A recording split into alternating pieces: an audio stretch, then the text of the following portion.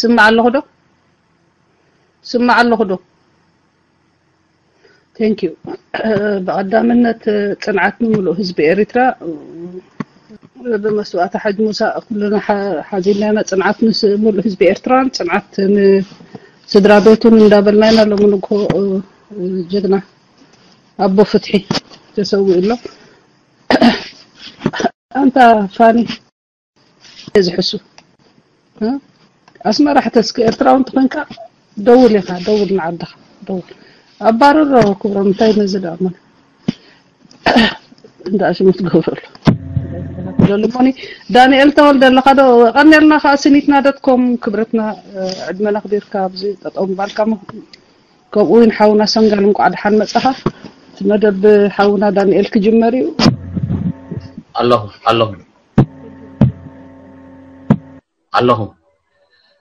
اوكي ثانك يو حدنتنا كبرت هابلنا كانوا مجمرنا جن ان حاولنا سنجل من الوقت تا اوديو تفتنا تدليها حجي عدل توسد just in case ويكن قصل الله هذا I think most likely it should be fine جن check مجبر دل تخينو اوكي well كل خاتكم حوات عبيتي ناشتو سلام كبل دلي نغاشنا حاونا سنغال حاود الروع مالتي قد محجب زمت ينيرو بمدب كاز مدب حزنايو اغاطامو خوينو ناي ايانا درع خا قديمنا مالتي زمدب كنسرع كلنا زعبا ايانا درع ايكونان كنزارب نسرعنا ولاون السو كغاطمينا حسبنا انا غاطام ግን ኮይኑ ማለት እዩ ምክንያቱ ገለገለ ሰባት ብዛዕባኡ ክዛረብ ዝመፀ ገይሮም ዝሓስቦ ስለ ዘለው ዝመደብ ዝቅድም ተሰርዐ ንሓበሬታ ይዛረብ ዘለኹ ስለዚህ ናይ ሎም መደብና ሓውና ሰንጋል ሒዝዎ ዘሎ እንታይ እዩ ካብ ናይ ህይወት ተሞክሮታትና ስንታይ ጌጋታት ክንመሃር ንኽእል ማለት خمسب كم ودب كم محبر اب زخونه هيوت ጌጋ ምፍጻም ንቡሪው ግን ካብቶም ጌጋታት ንብሎም እንታይና ክንመሃር ንኽእል ኣብ ዝብል lesson learn ዝብል በእንግሊሽ lesson learn ማለት ካጌጋታት ካንታይ ትመሃር ኣብ ዝብል ማለት እዩ ኣው ተኪርና ይውሱ ኣስተምሮ ክበና ሰብጽሞና ንካታተሎ ኣውይና ኻን ኣብቲ ዝሃቦ ኣስተምሮይና ሕቶታት ክንሓትት ስለዚ ኩላትና ፒሮና ርሳስና ውጽኢና ነትኽን ሓቶን ደሊ ነት ዘይተረዳእና ሓሳብ ንኽንሓትት ንዳሎ ማለት እዩ ምኽንያቱ ናብ ካልእ ርስትን ከይዳ ይንደሊ ምናልባት ኣብቲ ናይ ሓውና ድሩዕ ዝበሃል ተለዎ ሓውና ሰንጋሉን ክብል እዩ በዚ ጋጣሚ ኩሎም ስድራ ቤት ድሩዕ ንኹሉ ኤርትራዊ صنعت هابنا يهابنا خبل دلي مخنياتو بزي ناي دروع محلاف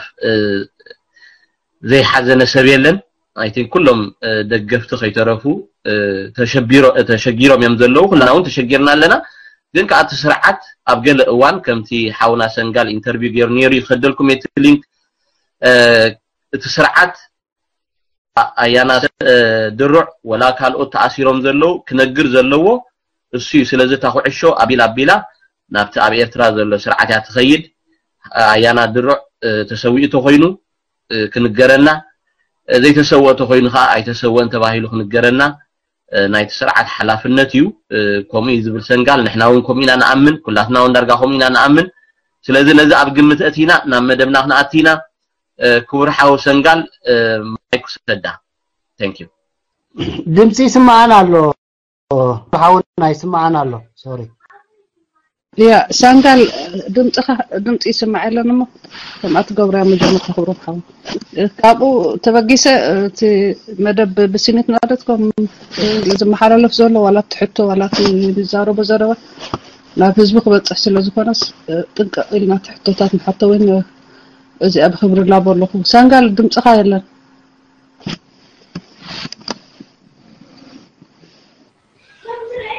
አትሎም ኢድካ ሓፋብሎ ባባላ ወላን ወላ خنا አለሉ ባልና አቲ خلا ሓፋብል መሰንጋ ኦኬ ተፈበለ خدها هو الله عم هجي آتي اسكا عزا حجي سنقال اسكا استاجر كا خيتو له ابتا ستيريمكس كرايا سنقال او استاجر كا خيتو له مو او خاشغر كي ساعه خيتو تا صدم اوكي اتوم دليت فتحي نتوم هقدف ايتم مالالسو اب درجهم ايتوردو بدفوم نحنا نحلوهم علينا اندحردا كاب قدب نلعلي اصيافي صحفات تصحيفهم كنسالو مينا بعلنا بليز كلاتكم توم ايرتراوያን اتختمارو لخصومعو تدل تسمع اندحر كسومعو زيدلي خاخا ولا انت ግዴታ አይኮነን ካብ ሰብ ንጽራፍ ካብ ዘይተደለየ ነገር ትርጉም ዘለዎ ነገር አይኮነን سمعيتكم اب جباهم تراحكم تحزو دحر سمعيت كاتقواصر زيت خلكونكا تغدفو اب زيت تدلي سقلكم اب مسغاو غلمله غلا ايتزارونا بليز وجهاتكم طباي غور كلاتكم ازمارينو كلاتكم وعلى بعلجي قوبع غورو ወይ ጽሑፍ ወይ ገለመል አነዋሪ ከይጽሑፉ ኣብዚ መሐላለፍ ስለዘሎ ዜል አይነት ክስታይ ከይገብሩ እንተሓጋጊዝና ንቅለቦ ዋላቶም ደለይ ትፍትሑሉ ዋላቶም ህግደፍ ካብ ስነ ምግባር ወፃ ዝገብር ንጓሓፎም ኩላትና ኢድ ካልና ንጓሓፎም ኦኬ ሰንጋል የለኻን ሰንጋል ሓውና Hello, حجي قسمع دلكم. Okay, يا مصيخه ويلكم. حجي صبغ مصي. Okay. Welcome. Don't disturb خبره بالحنسه تصبيني. Okay, alright. Okay. انا حنت نجرت alright كورم thank you. በዚህ አጋጣሚ ኩላሃትኩም ንጋሻና እንኳን ሐመጻሃ በሉልና I think ኣብዚ ፓልቶክ ቀደም ጋሻ خمت خلو بفيورينا نقبلو فيوري داغليهم وديهم او زفالتوك 10 20 እንዳሰደዱ عمتات كيدهم تودي يمسل زلو ስለዚህ بفيوري نزحونا نحاونا سنغال እንኳን ዳሐመጽ አኻበሉልና I'm sure lomi interesting subject matter ይዘለና so ብጽሞና ንካታተል سنغال حوي ማይክ ናባሃ حراي لحندو عيلكم نقولكم قبل على تحت غزانا عنتوي دكتور زمان ببوانون كل خاتكم نايدرع سميعكم صنعاتي هابنا صنعاتي هابكا نمول بيتسب صنعاتي لكم اذا صنانعكمني ملእክት ዝላአኩም لي نقولكم بزغات امزي كمسجن يدلي كمتي ابت انترفيو زبلكو هايله ود ህዝቢው ናይ ሰድራና አይኮነን ታስጋ መውለድ ስለዘላት እናንተ ዘይ ኮይኑ ስለዚህ ዝኾነ ኮይኑ ግን ንኹልኩም የመስግን ኣብቲ ሕማቅ ሰዓት ዘጸናናዕኩምና ዘተባባዕኩምና ኩልኩም እግዚአብሔር ይሃበልና ሎም ዓልተ ኸኣኒ ኣቦይ ሓጂ ሙሳ ስዒቦም ሰሚዐ ሓዚነ ደዊለውን ኣስመራ ኣረጋጊጸ በጣም ዘሕዝን ጉዳዩ ሁሉ በባሓደ ይጠፋአሎ ይወዳአሎ ሀገር ትበርሳላ ካብዚ እንታይ ንመሃር እንተይልና ኩልና ህዝቢ ከይተወደኦ ከሎ ሓደ ፍታሕ ከነምጽ ኩልና ንእሽተይ ጸጸር እንትኾኑን እንተንዝርቢ ነዚ ኩነታት ዝለዊጥና ተስፉ ኩነታት ክንፈጥር ምኽኣልና ነርና ስለዚ ሕማቕናዩ ከምዚ ዝገብረና ዘሎ ጥራሕ ይኽብል ዝኽእል ስለዚ ንኹሎም ነቶም ከም ድሩዕ ከም ኣቦይ ሓጂ ሙሳ ምእንቲ ህዝቢ ክብሉ ዝተሳቀዩ ምእንቲ ህዝቢ ክብሉ ዝሞቱ ንኹሎም በዚ መዓልቲ ዝንዝክሮም ምእንታና ክብሉ ስለዝሞቱ ምእንቲ ህዝቢ ክብሉ ስለዝሞቱ እግዚአብሔር ውን ዓስቦም ኣይክኽልክሎም እዩ ይብል ስለዚ በዚ ጥራሕና ክንጻናናዕ ንኽእል እንተኽኢልና ከኣኒ እቲ ቅዱስ ዕላማ ንሶም ተኸቲሎሞ ዘለው ንህዝቢ ንሰላም ንሓርነት ንብሩህ መጻኢ ኢሎም እዮም ሓሊፎም እሞ ንሕና ከ እንተኽኢልና ኣሰሮም ክንከተል እዩ ስለዚህ ጊዜኹም ከይወስደልኩም ኣብዚኣ ናይዛ መእተዊት ንዕኡ ትምልከት ክገብር ኣብ እግዚአብሔር ይሃበለይ ናይ ሎሚ ኣርእስተይ ከምቲ ዳንኤል ዝገለጾ ቅድሚ ናይ መስዋዕቲ ናይ ድርዕ ምስማዕናያ መደብ ጌርና ነርና እታ መደብ እንታይ ተማሂርናያ ብፈረንጂ ለስንስ ለርንድ ይብሉ እዛ ለስንስ ለርንድ ኣብ ምስሊ ናይዚ መስዋዕትታት ዝግለጽ ዘሎ ምስኡ ተተሓሒዛ ኣይኮነትን ብዛዕባ ሃገርና እያ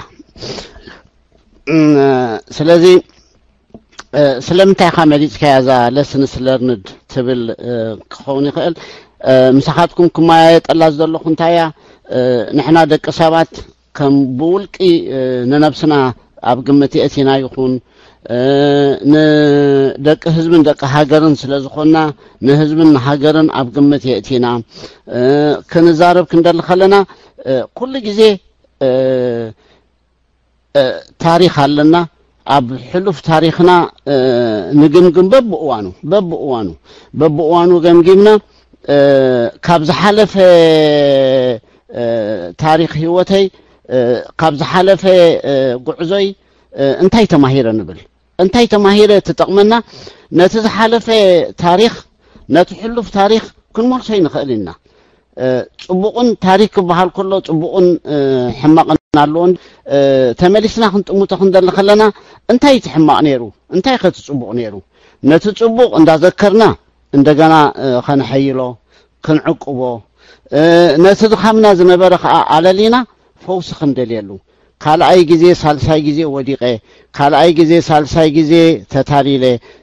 ካልኣይ ግዜ ሳልሳይ ግዜ ደኺመ መታን ከይንብል ኩሉ ግዜ እንታይ ተማሂረ እንታይ ተማሂርና እንዳበልና ነብስና ምሕታት ስለ ዝግባአና ንሕና ከዓ ከም ደለይቲ ፍትሒ ኣብ ዝኾነ እዋን እንታይ ተማሂርና እንዳበልና ንሕና ክንሓስብ ክኢልና ኣብ መወዳእታ ጉድለታትና ኣለሊና ኣድማዕ ዝኾነ ስራሕ ክንሰርሕ ይሕግዘና ይኸውን ኢለ ስለ ዝኣመንከ ስለዚ እዛ ርእሰይ ነዚ ትምልከት እያ ምዚ ኣተሓሒዘ ነዛ ርእሰይ ክመርፃ ክደሊ ከለኹ ኣብ ግምት ዘእተኽዎ ነገር እንታይ እዩ ሕጂ እዛ ከምታ ዝበልኩኹም ታ ርእስቲ ንውልቀ ሰብ ክትምልከት ትኽእል እያ ከም ደለይቲ ፍትሒ ንሕናሲ ክንቃለስ ፀኒሕና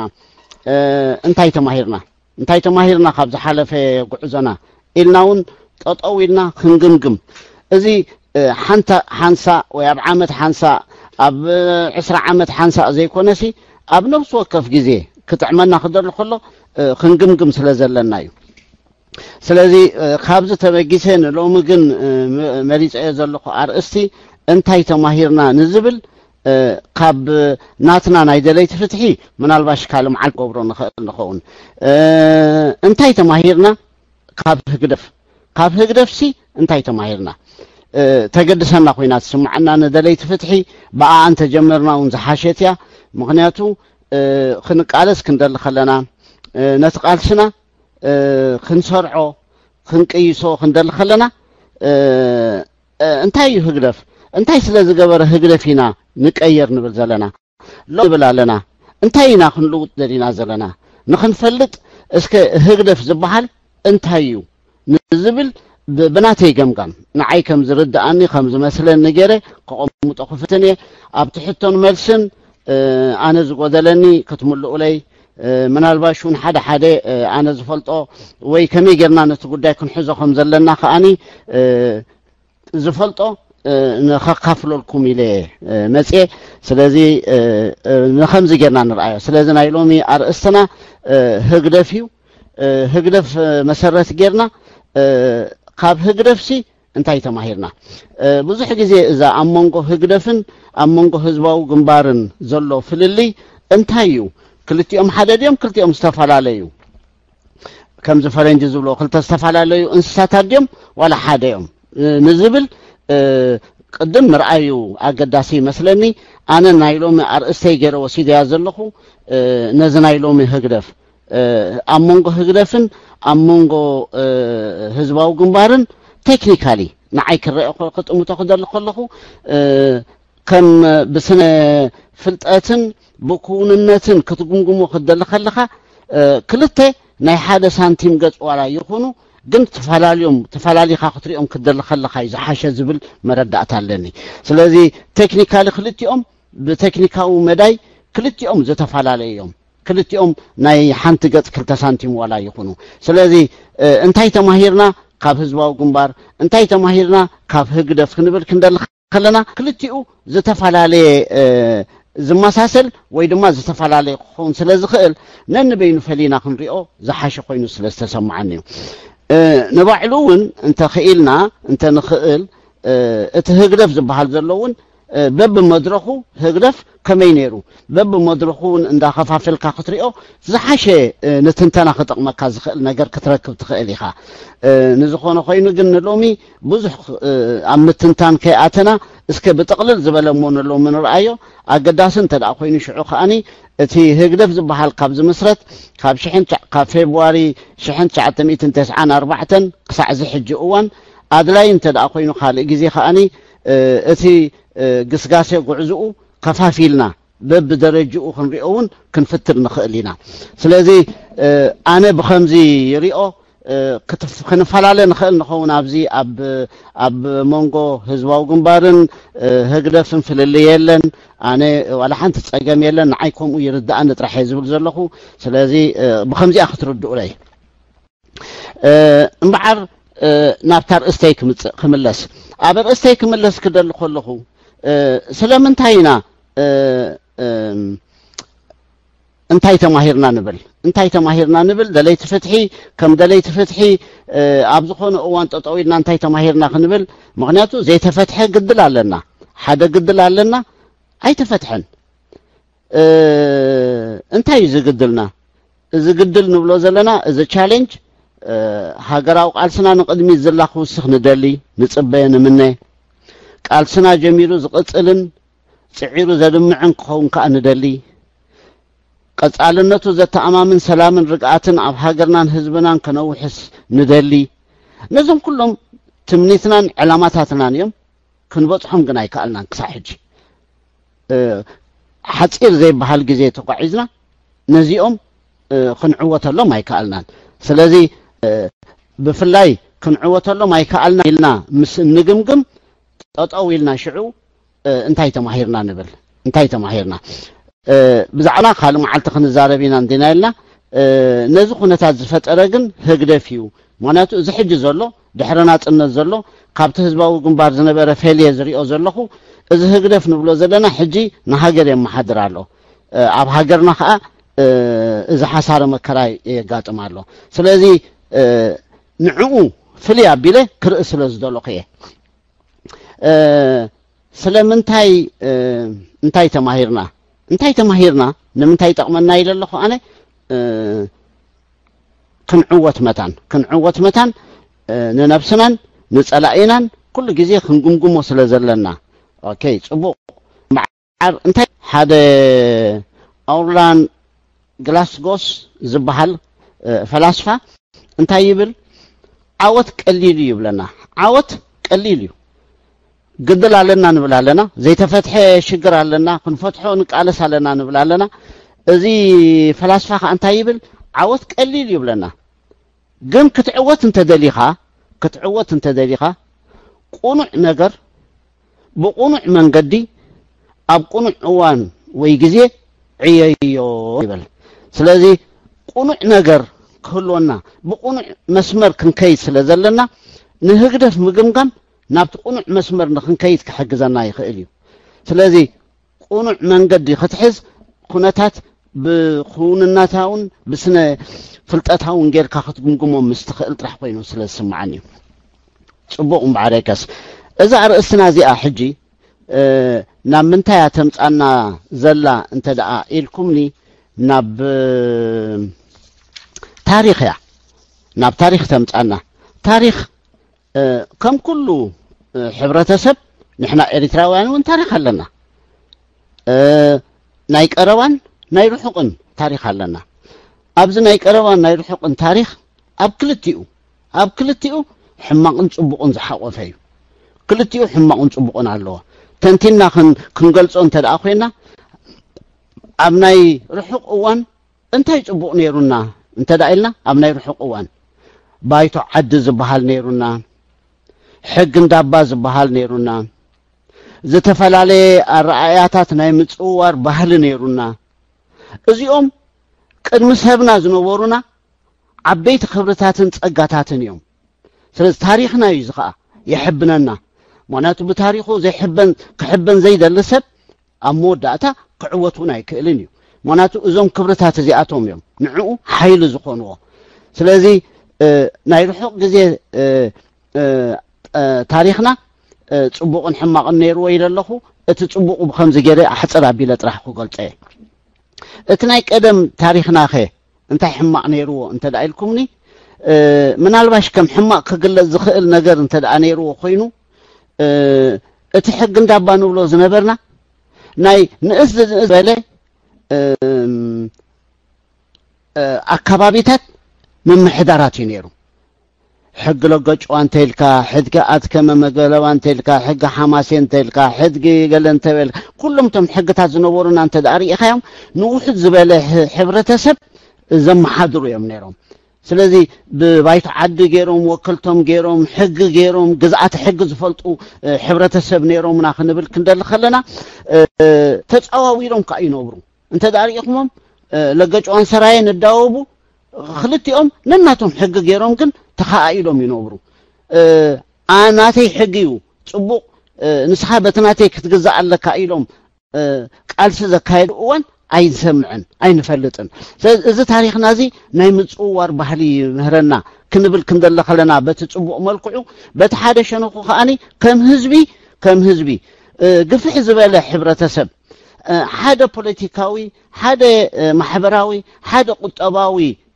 ማሕበረሰብ ግን ክፈጥሩ ኣይከኣሉን ነይሮም ከምኡ ክፈጥሩ ስለዘይከኣሉ እንታይ እዩ እቲ ሕማቕ ጎኑ ነንበይኖም ኮይኖም ተኸባቢሮም ግን ይነብሩ ነይሮም ኣብ መወዳእታ ግን እንታይ ፈጢሮም ኣዳኺምዎም ኣደዳ ንጸላእቲ ዕድል ሂቦም ምናልባሽ እዚ ሕጂ ከም ድኹም ጎኑ ናይቲ ሕሉፍ ታሪኽና ወይ ጌርና ክንሪኦ ግን ንኽእል ኮይኑ ስምዓኒ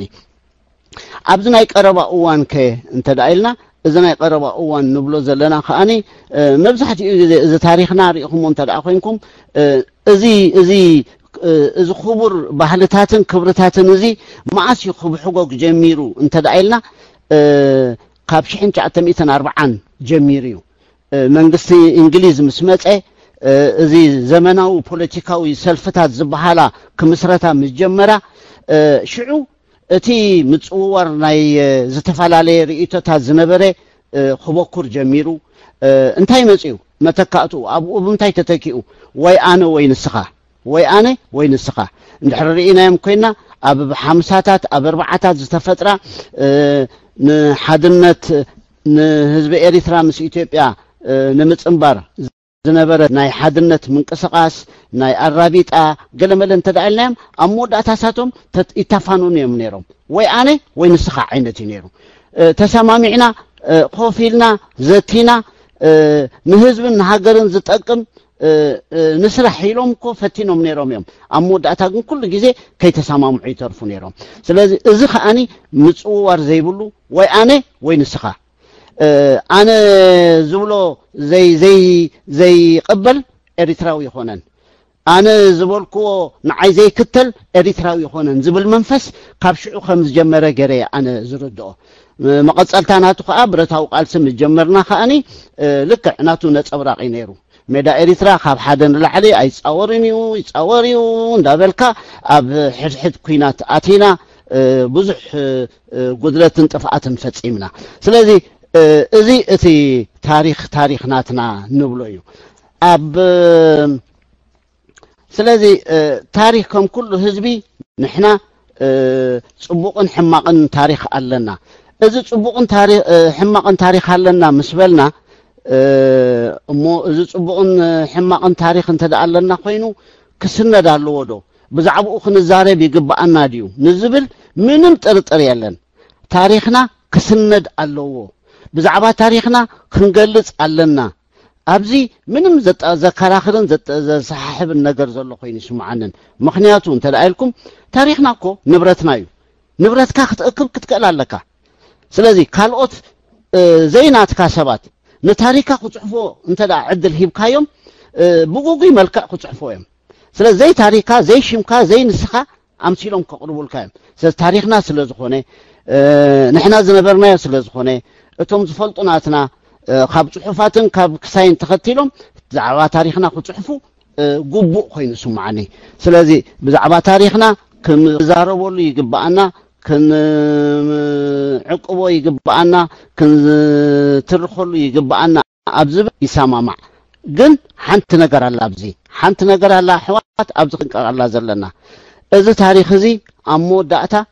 ሕሉፍ እዩ ክንልውጦ ኣይንኽእልን ኢና ግን ካብኡ እንታይ ኢና ክንገብር ንኽእል ክንልብመሉን ጥራሕ ኢና ንኽእል ክንመሃረሉን ክንልብመሉን ጥራሕ ኢና ንኽእል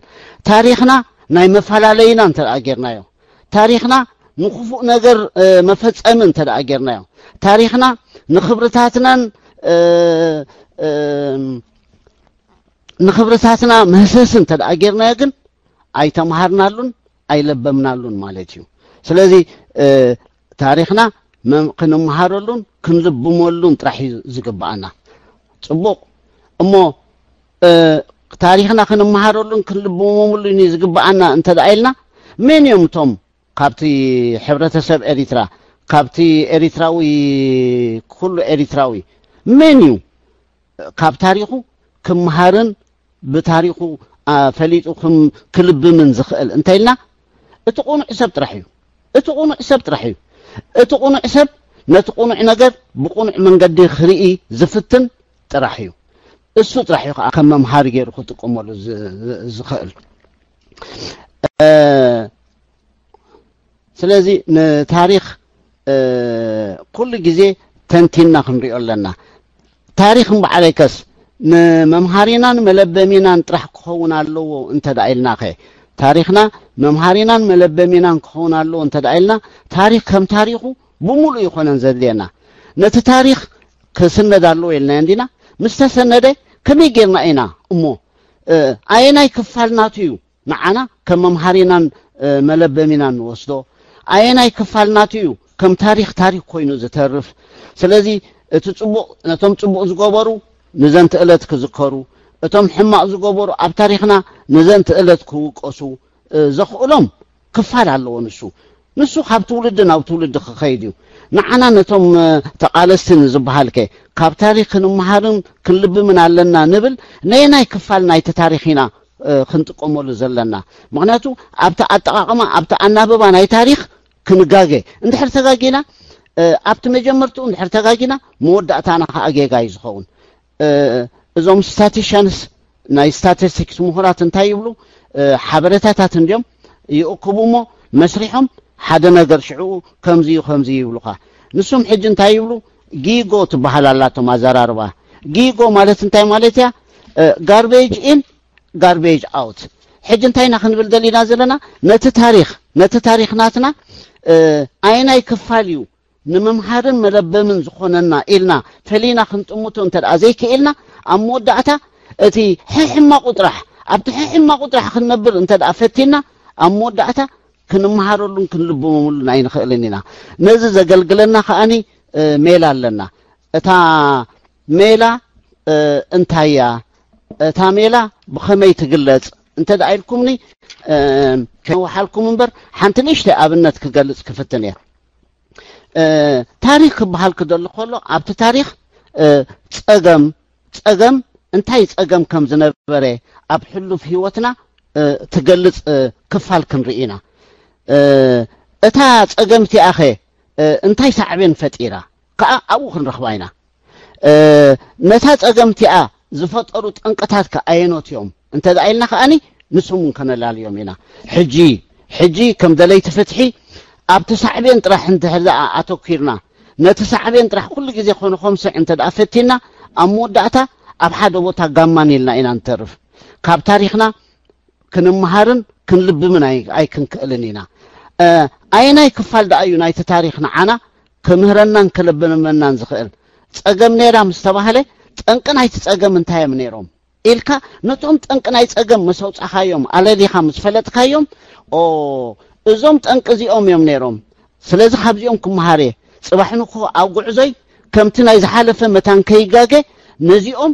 ከም ዝእረሙ ክገብር ክኽእላኒ መከላኸሊ ሓፁር ክገብር ኣለኒ ውሕዝ ዝኾነ ከምቲ ዝሓለፈ ታሪኽ ዝተጋገይዎ ከይጋገ ኣነ ከዓ ኣብዚአን ክጥንቀቕ ኣለኒ إلنا متان كنت مثل زلنا اسك حانت أبنت غير خنقركم كلتا ولا خجبرين يدحنا حصل بيله اتحانت انتايا حدث بيحمم مش حممه يمصكامو خنفتاويخا انا يحمم علىخو بلكا انت خوينكا مسولكايو رأسي بقصال رأسي يحمم علىخو ناي رأس مدحانيت هالو انديو مدحانيت وسدتبلو يوسد مدحانيت እንደገና ንጽባሒቱ መጸካ እንደገና ምንም ትማሊ ፍኹስ ይሉና ሓዲረ እንደገና ሎምኻ ትሕመንላት ብሎ ምኽንያቱ ንስኻ ነይነይተን ኢኻ ክትፍውስ ፈቲንካ ነታ ሳዕብየን እቲ ሰብ ሓሚሙ ዘሎ ኣብ ኩላሊቱ ጸጸር ስለ ዝነበረት ክኸውን ይኽእል እዩ ኣብ ኩላሊቱ ጸጸር ስለ ዝነበረት ኢንፌክሽን ፈጢራ ቃንዛ ርእሲ ፈጢራትሉ ስለዚ ንስኻ እታ ቃንዛ ርእሲ ሳዕብየን እያ نتا ساعبين كتفتنا كتفوسان تدأفتينكا ولا 100 عامت يكونن 1000 عامت نعاء كتفوسان تدأفتينكا أب ولا خنتي لو تخدقبر يتخلينيها انت خدقبر تكالالك ان بعد رأسها تحمك زلا ساعبين يا نقدفها نسا قال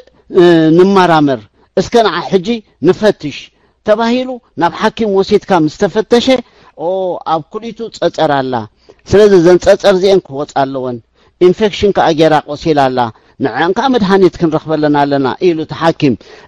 ተንቲኑ መስፈለጠን ኣብታ ጠንቀ ኸይዱ ኣብታ ጠንቂ ረኺብዋ ማለት እንዲ ተሐኪም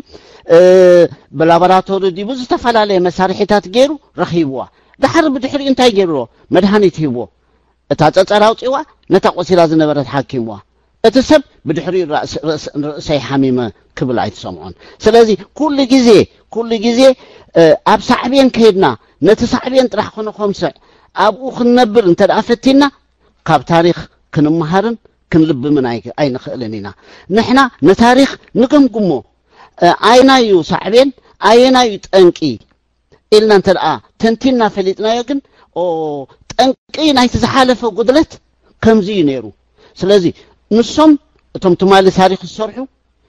የለውን ሕሉፍ እንዲዩ ከምኦም ከይንጋገ ንሕና ከዓ እዚኣ ምሕለውታ ሓጹር ክንገብረላ ክንከላለና መስበልና ከምቲ ንሶም ዝተጋገይዎ ንሕና ከዓ ከይተጋገና ክንተርፍ ንኽእል ውሑስ ዝኾነ ነቲ ዕላማታትና ውሑስ ብዝኾነ መንገዲ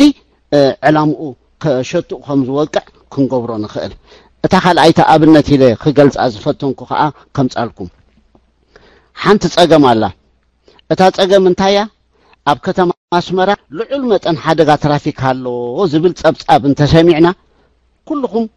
ደስ ዝብል ጸብጻብ ኣይኮነትን እዚኣ ጸገም እያ ግን ሕሉፍ ታሪኽ እዚኣ ዝሓለፈ ግዜ ዓመት ኣብ ከተማ ኣስመራ ልዑል መጠን ሓደጋ ትራፊክ ኣሎ እንታይ ትብል ወደይ እሞ እንታይ ሳዕብየን ከ ኣብ ዓመት ልዕሊ 15000 ሰባት ይሞቱ ኣለዉ በብዓመቱ ልዕሊ 15000 ሰባት ይሞቱ ኣለዉ ዘሕዝን እዩ ንብረት ከዓ ይበርስ ኣሎ ክንደይ ዝኣክል ልዕሊ 100 ሚልዮን ዝዋግኡ ንብረት ብሰንኪ ሓደጋ ከኣኒ ይበርስ ኣሎ እዚ ከዓ ንብረት ናይ ህዝብን ናይ ሃገርን እዩ ብኹንቱ ጠፋእ ኣሎ እዚ ኩሉ እዚ يحزنك أموداتو ግን ነዚኦም ጥራሕ ክትገልጽ እንተ ዳፈቲንካ እታ ጸገም ኣይትፈትሓን ኢኻ ምክንያቱ እዚኣቶም ሳዕብየን እዮም ኣብ መጨረሻ እንታይና ንብል ብዛዕባ ፍታሕና ዝኸይድ እንተ ዳኣለና ኮይና ብዛዕባ ካብ ታሪኽ ተማሂርና ታሪኽሲ ክንመሃረሉን ክንልብመሉን እንተ ዳኣደሊና ኣብ መጨረሻ እንታይና ንብል ጠንቅ እንታይ ነይሩ ጠንቅ ምስ መጻና ሽዑ እንታይ ረኺብና እቲ መንገዲ እዩ ኣብ ኣስመራ ዘሎ መንገዲ ጸቢብ ስለ ዝኾነ ዝተማልአ ከዓ ናይ ትራፊክ ምልክታት ስለ ዘይብሉ ንሓደጋ ጠንቂ ይኸውን ኣሎ ዝብል መሰጽናዕና ጸብጻብ ንረክብ እንታይ ትብል ነዚ ኩሉ ሓደጋ ግን እዚኣ እታ መንገዲ ንክንደይ ሚእታዊት እያ ጸገም ፈጢራ 15 ሚእታዊት ናይቲ ሓደጋ በዛ ምክንያት እዚኣ በዛ መንገዲ እዚኣ ዝመጸ ይብለና 15 እቲ ዝበዝሐ ክፋሉ ግን 80 ካብ 100 እተን መኻይንን ከኣብለና ትጸብጻብ ምክንያቱ እዚ ክንፈልጦ ንኽእል እንታይ እዩ ነቲ ታሪኽ እንትንትኖ ምስፈተና ጥራሒና ምስተንተና ኣብ መወዳእታ 80 ካብ 100 ካብተን መኻይን እንታይ ኮይነን እንተን መኻይን ከ ዳርጋ መብዛሕትአን ሳተን ከዓ ልዕሊ 20 ዓመት ዘገልገላ ስለ ዝኾና ኣሪገንን ስለዚ ኣደጋ ፍሬኖ የኣብየን ገለ የኣብየን ኣብ መወዳእታ ሓደጋ የብፅሓ ኣለዋ ስለዚህ መንገዲ ጥራሕ እንተ ዕሪና ምልክታት እንተ አገርና እትሽግር ክንፈትሖ ይንኽእልና ምናልባሽ ካብቲ ሓደጋ 15 ሚእታዊ ጥራሕ እዩ እዚ መንገዲ ፀገም ነይሩ ስለዚህ መንገዲ ኩሉ ተዓራሪኻ ወዲኻ ፍታሕ ኢልካ እንድሕር ሓሲብካ 15 ካብቲ ፀገም ሒኻ ነኪኻ ትሰርፍ 60 ሚእቲ ግን ተንመኻይን ነይረን ስለዚህ ብዛዕባ ተንመኻይን ክትሓስብ ክትከል ኣለካ ኣርግቶት ይኹን እምበር እኹል መለዋወጢ ኣቑሑት ከለዎ እንዶ የብለንን ስለዚህ እዚ ሓደጋ እዚ ቋርፅ እንተ እኹል ዝኾነ ናይ መቃያየር ኣቑሑት ከነቐርብ ክንክእል ኣለና ዝብል መደምደምታ ክትበፅሕ ኢኻ እታ ዝተረፈት ክፋልከ እታ ዝተረፈት ክፋል 25 ከኣኒ እቶም መራሕቲ መኪና እዮም ፀገም ይብለካ ጠንቂ እንታይ ኮይኖም ንሶምከ ሸለል ብምባልን ስኽራንን ሸለልትነትን ወይ ብቑዕ ቅድሚ ናይ መዘወሪ ፍቃድ ምርካቦም ብቑዕ ዝኾነ ብቕዓት ዘለዎ ትምህርቲ ስልጠና ኣይረኽቡን ኣለዉ ስለዚ እታ ፀገም 100% ክትፈትሓ እንተ ደሊኻ ግን ነዞም ሰለስቲኦም ኣብዞም ሰለስቲኦም ዘላለኻዮም ጠንቂ ኢልካ ዘቐመጥካዮም ኣርእስትታት ንሰለስቲኦም ፍታሕ መንገዲ እታ መንገዲ ምልክታት ምግባር ኣብ ሕማቕ ቦታታት ዘሎ ክስታይ ምግባር ብዛዕባ ተንመኻይን እኹል መለዋወጢ ከም ዝህሉ ምግባር እቶም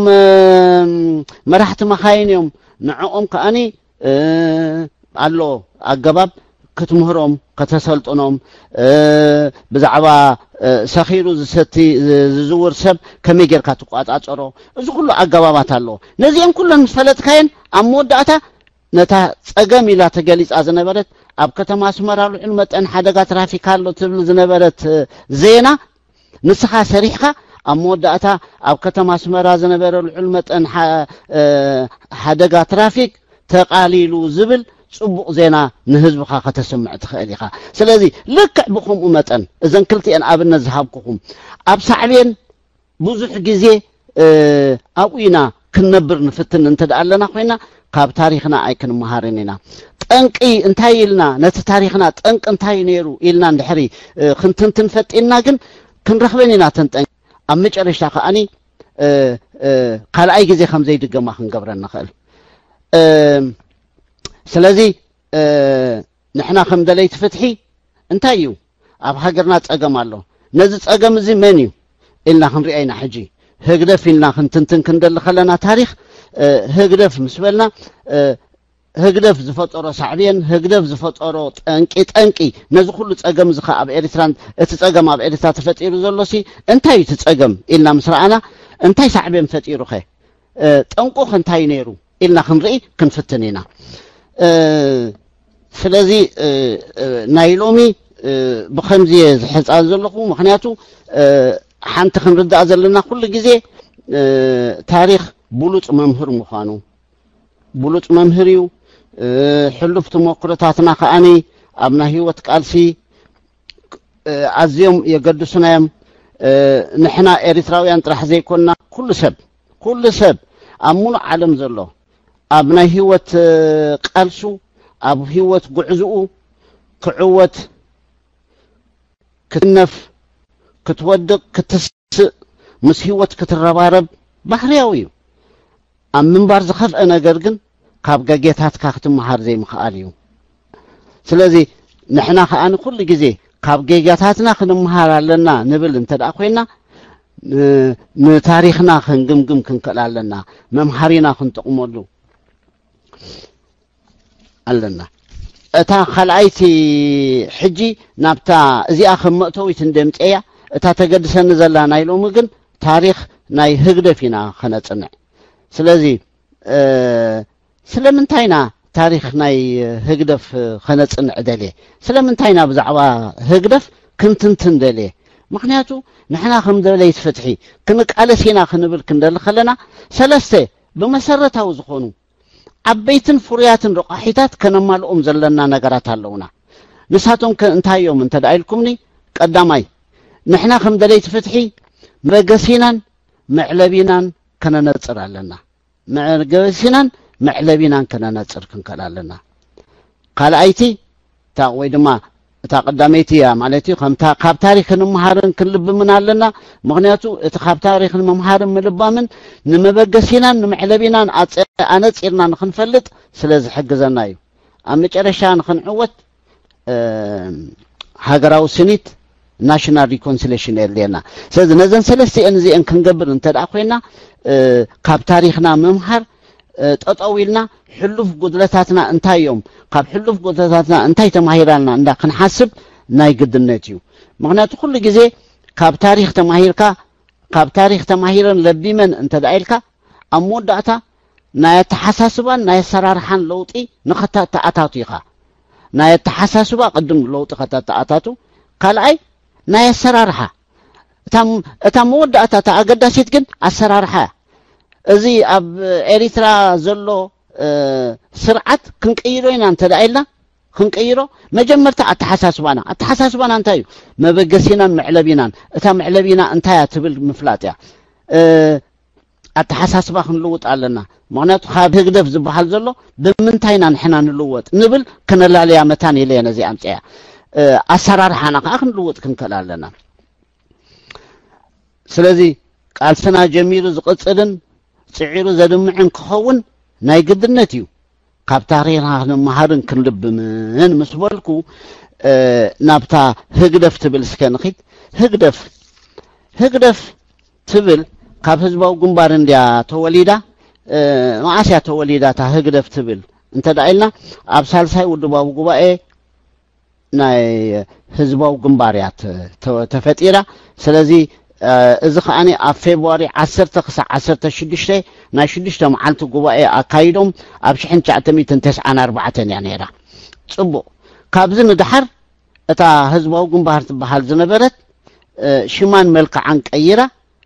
ህግደፍ ኮይና እንታይ ይፍልልየን እቲ ብረታዊ ቃልሲ ዝካይድ ነይሩ ዝበዝሐ ክፋሉ ወተሃደራዊ እዩ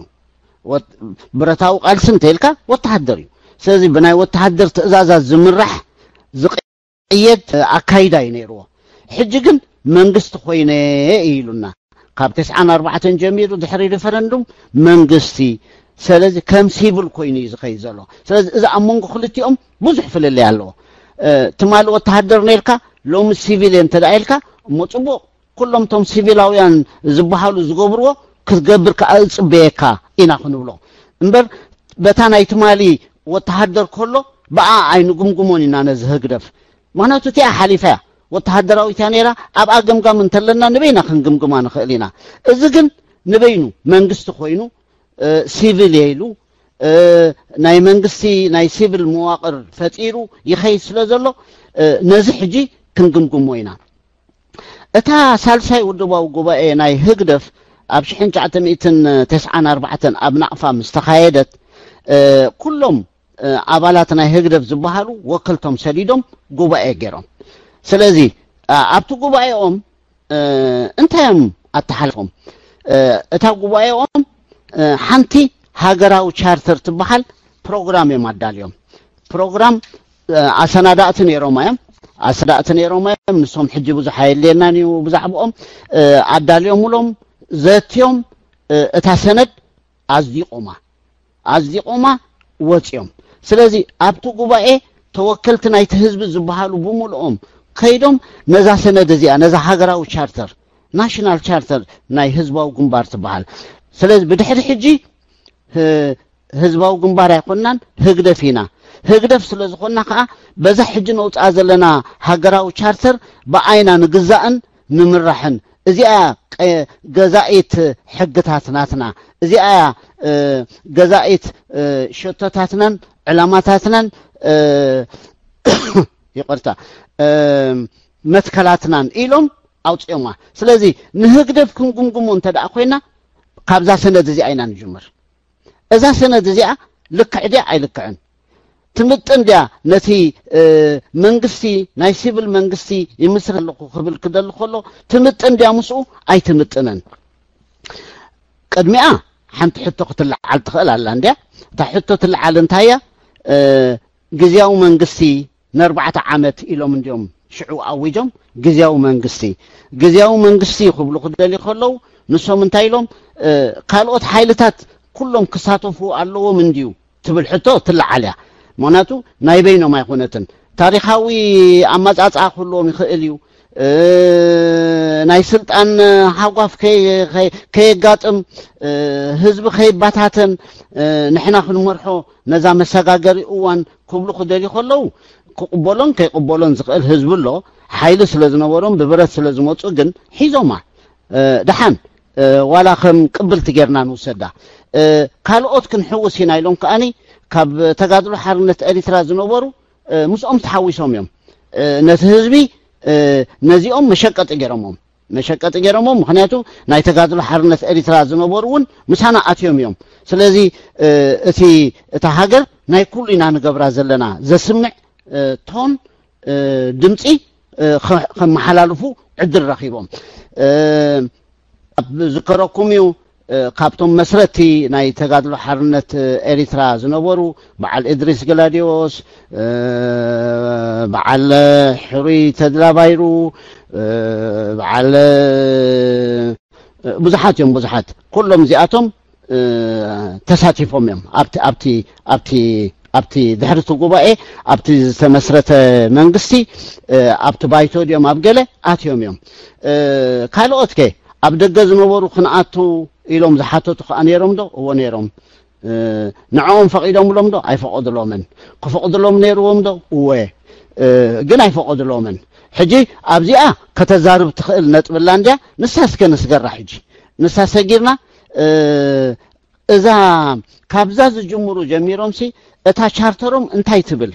እንታይ ትብል በኣ ዓይና ከዓ ክንግምግሞም ስለዚ ምዞም ህግደፋውያን كنكراخر كندل خلناون كحجزنا سلازخ إلي له نحناون كم حزبي كم دليت فتحي كم زناتهم عين تشارتر مسحلونا تشارتر نبينو ترجم كم زي بقولوا معناته هجدف تشارتر نيروايو تشارتر سلازنا برا تشارتر مالتكم بحال أزرار با قوام مالتيو قوام نتربعت عمد تجلجل قوام حزم يموتيم بايتو خا مسريتهم بايتو خا انتايرهم فرقي كاب حزباو جنبار فرقي ابالات ناي تغادر حرنت ኤሪትራ ዝነበሩ او اتيومم فرق خا ناي حزب توكلتي تبل كዓ بايتو غيرنا ኢሎም ስለዚህ ህዝቡን ከም ዝሳተፋብቲ መስርሕ غيرنا ኢና ዝብል ዓይነት ቃና حليفهم ንመብዛሕትኡ ሰብ እዚ كباونتا ريو باونتا نخريو تجديدون كون خيريو باونتا ريو ناي ريايون ككراخر سلازخل نسو نغدفو كميك قصيلو اتم كلهم تعاكيبهم ززدقوا ناشونال تشارتر تحست انتايا مو شعو خنرياينا ابتمأتو لهم زغلصو ابوان مغزاتي حزب زحلفو حساره مكره حجي انتايم زغلصو زلو اب مأتوي اب اوان مغزاتي حزب زحلفو حساره مكره اب اوان قدري حزب زحلفو حساره مكره جن ابو ايتغمغمان حجي زيا اتا تشارتروم حنت قدلت رخيبلا بلالخو اني حنت قدلت رخيبلا كم حزبن كم غلنغن شعو خمو خنبل يقبعنا اندي زبل زلخو دحنغن حجي مهنات هاجر كاب قدري مقياس زياده حيالن صنكرن مخانو ابو يغلصو حقهم انا بوغني سمام الله صبوق دليت نبينو اخول ايكونن يبلو سلازي بوليتيكاو بروجرام استراتيجي حيالن بسولن ودابي يدلينا قلم ليلهم ابت مغلصيوم غليصومو ابزون صقم يبلين انا مسوم كسمام اخل مريح شتوتاتنا غزات متكلاتنا كننصرالنا يلوم ناي قدن ካብ ገዳም ዝተገልበጠ ኣይኮነን እዚ ቻርተር እዚ ንኩንነት ናትና ኣብ ግምት ዘእተወዩ ኢሎም ኣብዚኣ ሕቶ ምልክት አላትኒ ከምኡ ኸውን ይመርጽ እቲ ገምጋም ግን በይኖም ዝገበርዎ ስለ ዝኾነ ነቲ ኣብ ብረታው ቃልሲ ዝነበረ ገበናት ኣብ ብረታው ቃልሲ ዝነበረ ሓላፍ ዘላፍ ኣብ ብረታው ቃልሲ ዝነበረ ድኽመትን ንሱ ንዑ ዝፈጠረ ጠንቅንግን ኣይገለጽዎን እዚኣ ታዛዓበየት ሕጂ ኣታ መእተዊትናቶም ነዚ ኣይገለጽዋን ነዚኣ ከይብርህዋ ስለ ዝኸዱ ኣብ ምንታይ ከይዶም ኣብቲ ሳዕቤናት ኣብቲ ናይ ቀደም ኣብ ታሪኽ ኣብ ገለመለ ከይዶም ኣጻባቢ ቀሪቦማ እዚ እንድሕር ሕጂ እንደ ክንመሃረሉ እንደ ዝብል ዘለኹ ኣብ ከምዚ መእተው ክመጽእ ክደሊ ከሎ እዚ ኩሉ ጽቡቕ ድሓን ነቲ ዝሓለፈ ጸገማት ነቲ ዝሓለፈ ሕማቕ ተመክሮታት ጠንቅናቱ እንታይ ነይሩ شعاو تيومان يروم تزخون كلهم توم استعقبوا يزبل زلك هذلهم أنا نمين يزخص زلك حجي قوة لهم زموتو نتوم وكلتنا حزبي لهم زموتو أبتو قوة زارب زلكم قوة زموتو تقادل تطرح يكونون كمول علم زنورو ناي حفاش ودباتن قالن يخون مهراتن دكتوراتن زلوا أبت أخي بقاتهم إذا حتى زي تلعلن نزح التوزي بخوننت أي تقلن سلازي نست أنقذ نبره نايز حلفت أقم تنقنتاي نيرو زبل سلازي الحالو اتاسندم قدلو خوينا اتاسندم كفالا كله صبؤم خان حجب حباركم بأينا قن تنقن هاي تزحلف تاريخ كي قمقمت سلازي خلت اتتصبؤ نقر أمود أتا أبشتو خيبت حتريفو نخبل سلازي دلو خيه انبعر نابتاتو حستو نايتا سند كأتو أبت حستون أيتها سند أنتي تبل أبت قند برنامج عندها تأتو زلا رأينا مسعي أكيدانا أبزبل أنتي تبل تسند شدش تشتتات كوك عزلوا ميلا أقمتاتهم شدش تخلق أني جزأت متكلاتهم منم كابانا كسرهم زي بلو كلنا كم كتلهم زلنا إلهم زقمتهم كأونيرهم حجز يوم كن ريو مناس كحدا بحدا دحر كن قمقمهم كن فتنينا تقدميتي شوتو تقاليسنا أبزانا 4 عامت اليوم من 4 عامت دي تملكت زيا دحر 4 عامت كالو دوا وقوا خنقبرينا نزر 4 عامت زيا تمرحنا إذا 4 عامت زيا ناي مساغاغر اوانيا بدحريو جن نحنا كم بارت نخون سلطان كأنا حزب سلازخونه ناب حزب خنورو كوينا إلو من ديوم تسامامعهم وطيهم اتنتن 4 عامت انتاي شتوتات كوكا علوون زبولون قداميتي هاجراو سنيت سلامن من رجاءن خفتر علو إلهم صبوق أبو تجمع يبلن لك علو حقهم يوم اتمساجر اوان نصهم يكونوا خالق ازيا كم قداميتي شتو غير خوز داخم زلو انا يترد اني قال ايتن تايلهم ፖለቲካዊ ዲሞክራሲ ኢሎም ህዝቢ ተሳታፋይ ክኸውን ኣብ ኩሉ ውሳኔታት ኢሎም ኣብታ ፕሮግራሞም ከም ኣትብል እቲ ፕሮግራሞም ጥራሕሞ ንገምግም ቅድም ኣብታ ፕሮግራሞም እንታይ ተዓዚባ ኣነ ግን ፖለቲካዊ ዲሞክራሲ ክብል ከሎስ ህዝቢ ተሳታፋይ ክኸውን ኢሎም ኣነ እንታይ መወሰኩላ ህዝቢ ተሳታፋይን ተጠቃማይን ናይቲ ፖለቲካ ክኸውን ኣለዎ ትብል ኣገዳሲት ነገር እያ أبو أي تتقصتن زغون خوينو اندحر تساتافاي خوينو تتقاماي كون يخيليو منم مغلاصو ايدلن زبلنا بكركر متان كي وسدنا انا جن تساتافاين تقماطاين تتقاماين نايت بوليتيكاوي مسرح كونالو إلنا أثريرنا مقماطو جن حجازو مخونه سب كله متردو أبيلو تتقامنتي اندابله كحسبون محجزو إلي حسب نساتهم جن انتايلهم إذا بوليتيكا وديمقراطي إذا بخساتف أو سانيتات هالو طرح زي كونه بحق أو حسك خون إلومون دمديمهم يوم حقهم بحق وحسك خون خلالو صبغتي سلازي قداميتن كالايتن شتهم أنا تأجمع بلين أبصر سيتي قطباون محبراون لمعت كرغاغت ألو إلهم هزبخ عند تواسعين تتقامين كون ألو جن إلهم أيسمورولان أبزي أون أب قطباون محبراون لمعت من يقند تواسعي من يقند تتقامي كون زلو نتبل أي تقصوان كتقص جن يقبأ نيرو مخنياتو هزبينا خنبل زلنا هزب عند تواسعين عند تتقامين كون ألو خنبل نيرونا أنت داري إنا يوجن بدحريو أب تكبر كم تخلقو خيدن ده أب بوليتيكا من يتواسعي نيرو أب قطبا من يتواسعي زلو أم محبراو هو من يتواسعين تتقامين زلو نزب الحجي زتفعلي ملك زتفعلي قصاي سلازهبنا سلازي ازيا استبهلو لا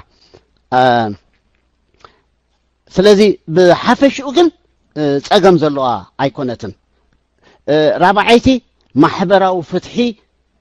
كنقص هالو يبلو بخمي نتبلجن أي زرزروان كزرزري قبع نيرو حزبي تماهيرو متان كفلتا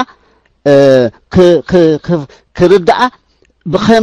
بخمي تبل كي تقصوا حليفهم أبقى متان بصبو متقللي غيرهم تمسح الجمهور وسلز دلايديو ولا خيتردهم سلز حلفتها أقداس حتى يجن دحان محبراو فتحي يقولوا له صبو محبراو فتحي تقبلي لكم قال انتي لهم حمشيتي بهلاو تنسائه اذا بهلاو تنسائه زبلو زلو انتايم بهلي هاجراو فقري كعنببالو حزبي هاجرو خفقر نسبعونت قبو كبري خهبالو حقهم محزنت دق انستيون دق تبعتيون كتررالو حقهم ስለዚህ ነዚህ ባህላው ትንሳኤ ዝባሃል ዘለውን ጸገም የብለይን ተሐቀኸ አባይታ መስመጻና ነዚኦም ዘንጸባርቕ ባህላው ትንሳኤ ደማ ካይዶም አያካየዱን ብግብሪ ዳሐርኩም ሪኤና ኣብታ ነታ ቻርተሮም ጥራይ ሕጅግን ዝግምግም ዘለኹ ሻርሸይቲ ዞባውን አህጉራውን ምትሕግጋስ ክድንፋዕ ኣለዎ ይብሉ እዙውን ሓቆም ከም ህዝቢ ከም ሃገር ኣብቲ መሰጋገር እዋን ዞባውን አህጉራው ምትሕግጋስ ክድንፋዕ ኣለዎ ኦኬ እዚአን እተን ሽድሽተ ሸቶታት ክውቃ ኣለዎን ዝበልዎን እዮም ስለዚ ብቲዮሪ ወላ ሓንቲ ጸገም የለን ክበርህ ዝነበሮ ዝያዳ ክጽቀጠሉ ዝግብኦ ከይተተንከፈ ዝሓለፈ ኣሎ ኢን ተዘይኮንኩ ኣብዘን ሽድሽተ ሸቶታት ጸገም የብለይን እተን ገዛእቲ መትከላትና ኸ ነዚአንሲ ብምንም ዓይነት ኩሉ ኣብ ትሕቲ ዚአን ኮይኑ ክግዛእ ኣለዎ ቀየተን ዚአን ኢሎም ዝቐመጥዎን መትከላት ከ እንታይ ነረን እተን ሽድሽተ መትከላት ከ ሕጂ ሓደ ወሓደ ክገልጸን ሃገራዊ ሓድነት ኢሎም ኩሉ ሰብ ብማዕረ ተሳታፊ ክኸውን ኩሉ ማለቶም መንዩ ይጠቕሶ የማብኡ ሃይማኖት ቀቢላ አውራጃ ጾታ ገለ ከይፈላለ ኩሉ ብማዕረ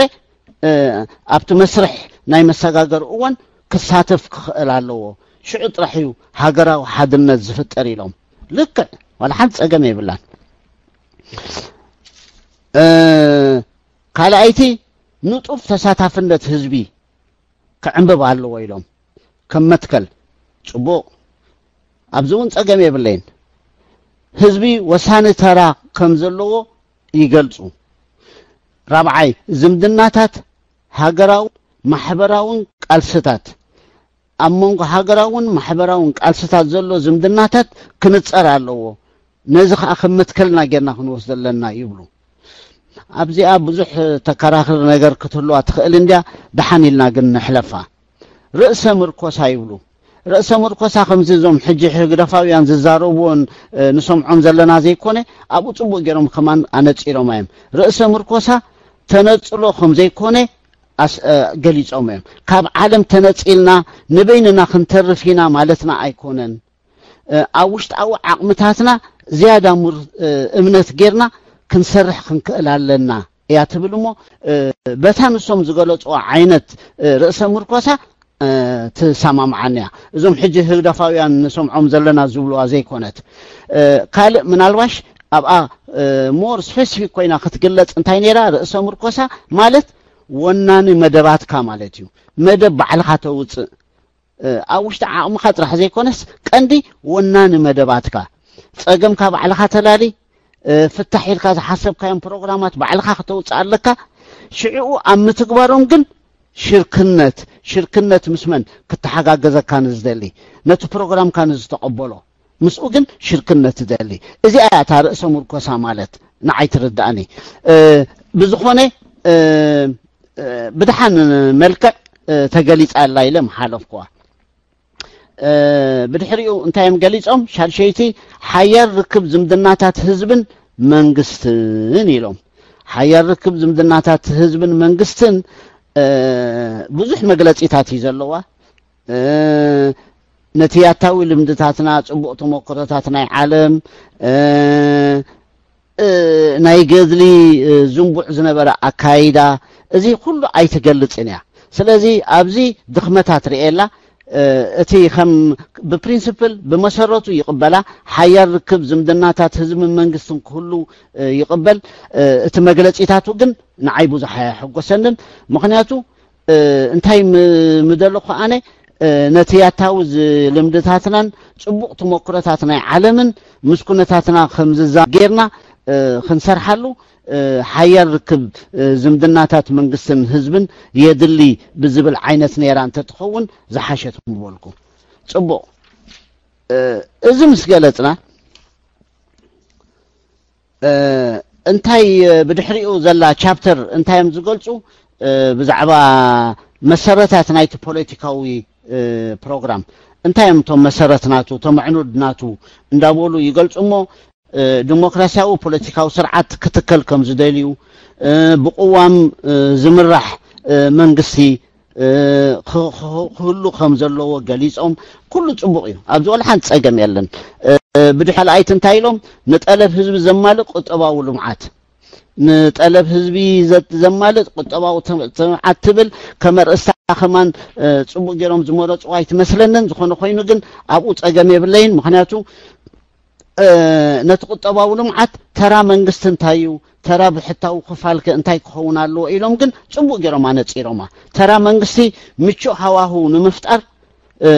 ፖሊስን ስትራቴጂን ምውጻእ ብዕዳጋ ዝምራሕ ቁጠባ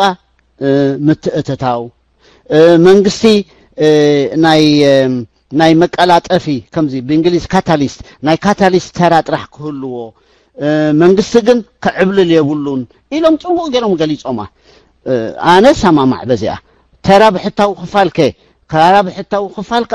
መሪሕ ተራ ክጻወት ይግብኦ ሕጂ ድኹም ይዘሎ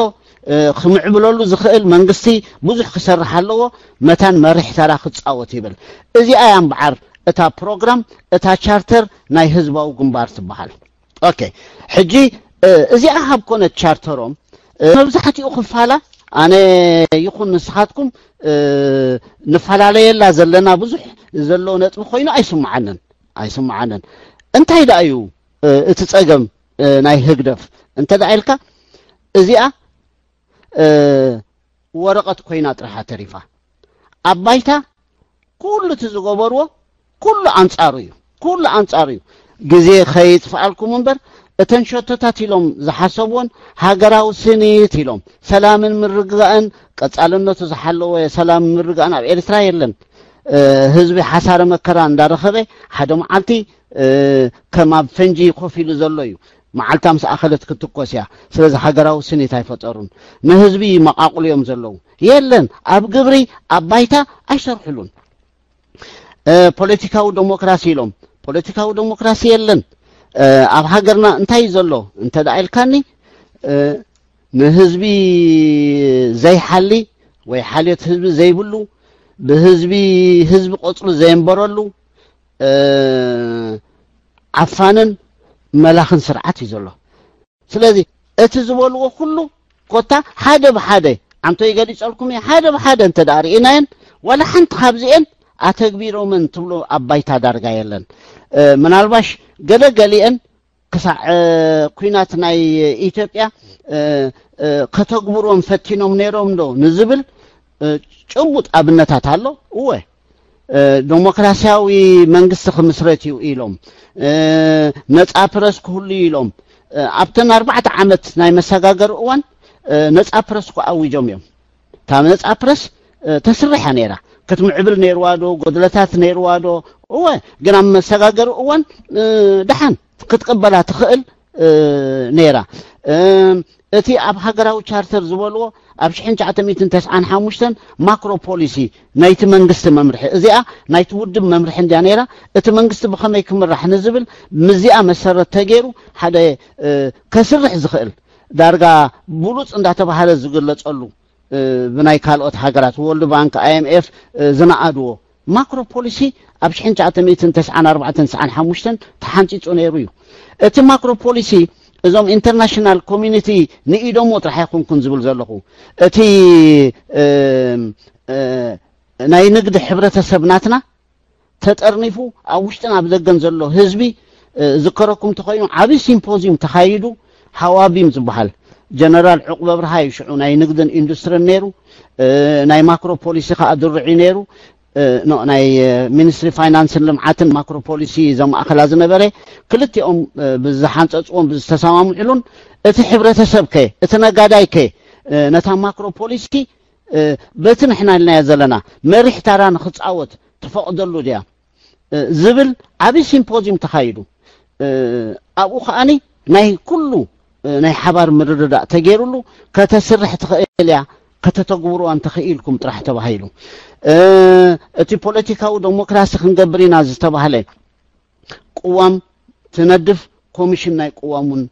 تمسريتا قوامون تداليا تقوام كنري نخلينا خالو معلتي شابتر بشابتر لك خمسة حجز قلت ازلخو نساون كل درجه نمبزحتيو اتي كتقاس هالو زبحل دقاقيساته زغودلالو ادو ناي قدن كملا زلو محلوتاتاتيلنا كنقومطلو زغبانا نيرودو ناي قدن ግን ከተጀምረና ከተስራحنا እንትخلዶ ነይራ انا بوغني ገምጋመይ ሓንቲ መዓልቲ ኸ ነዚኣ ሒዘ መጽ ከምዛና ሕጂ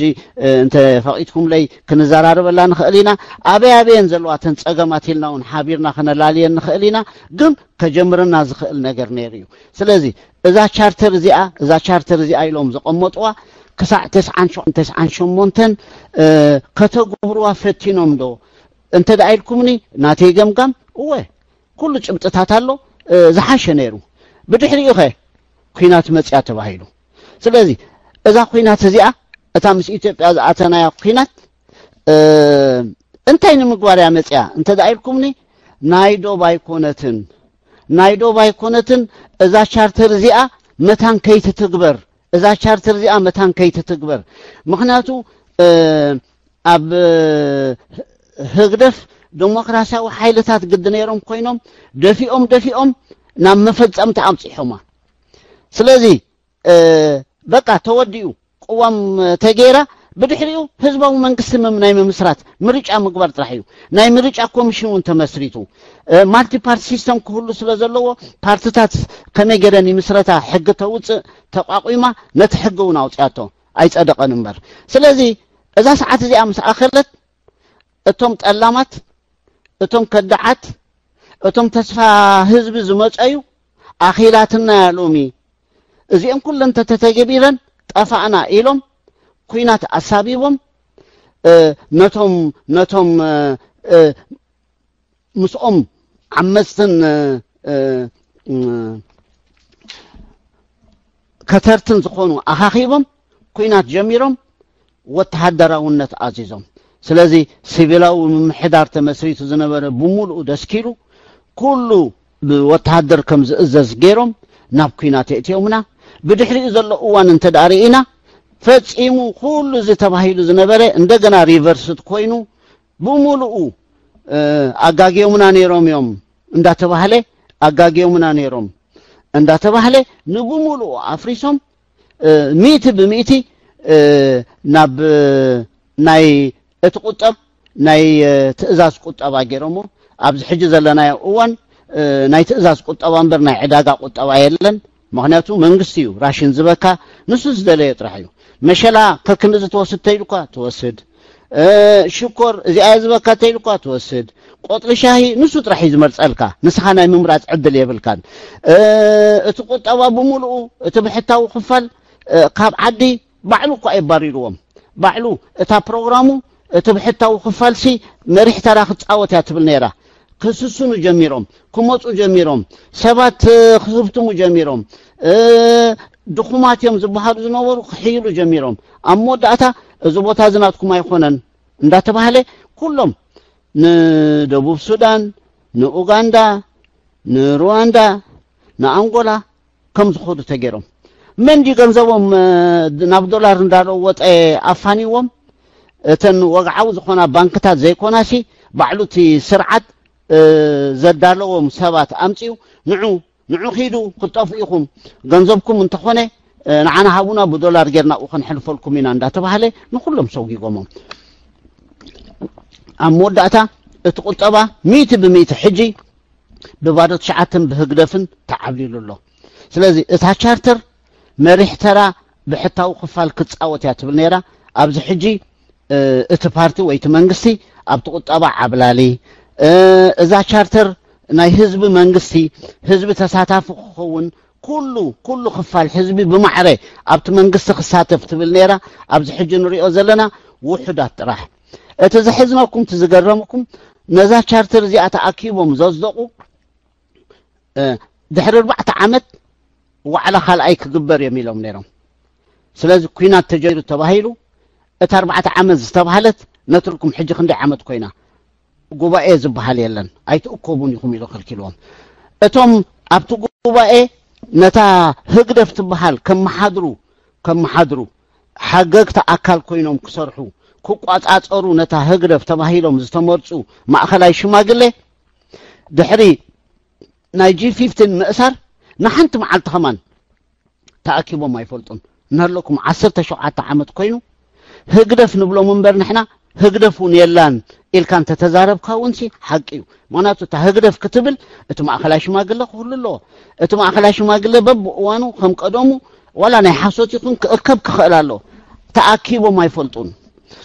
ፓርላማ ናይ ህዝብን ናይ ተጋደልትን ናይ ካልኦትን ተባሂላ ዝተመስረተት ነይራ ካብታ 2001 G15 ምስተኣስሩ ጀሚሮም ሽዑ ክኸሶም ኢሉ ናብ ኡመጺው መሰኾነኖም መዓልቲ ጀሚራ እታ ፓርላማ ኸ ተኣኪባ ኣይትፈልጥን ስለዚ ብምልእታ መን ደኣ ሕጂ ዓዲ ይመርሕ ኣሎ ውሕዳት ጉጅለ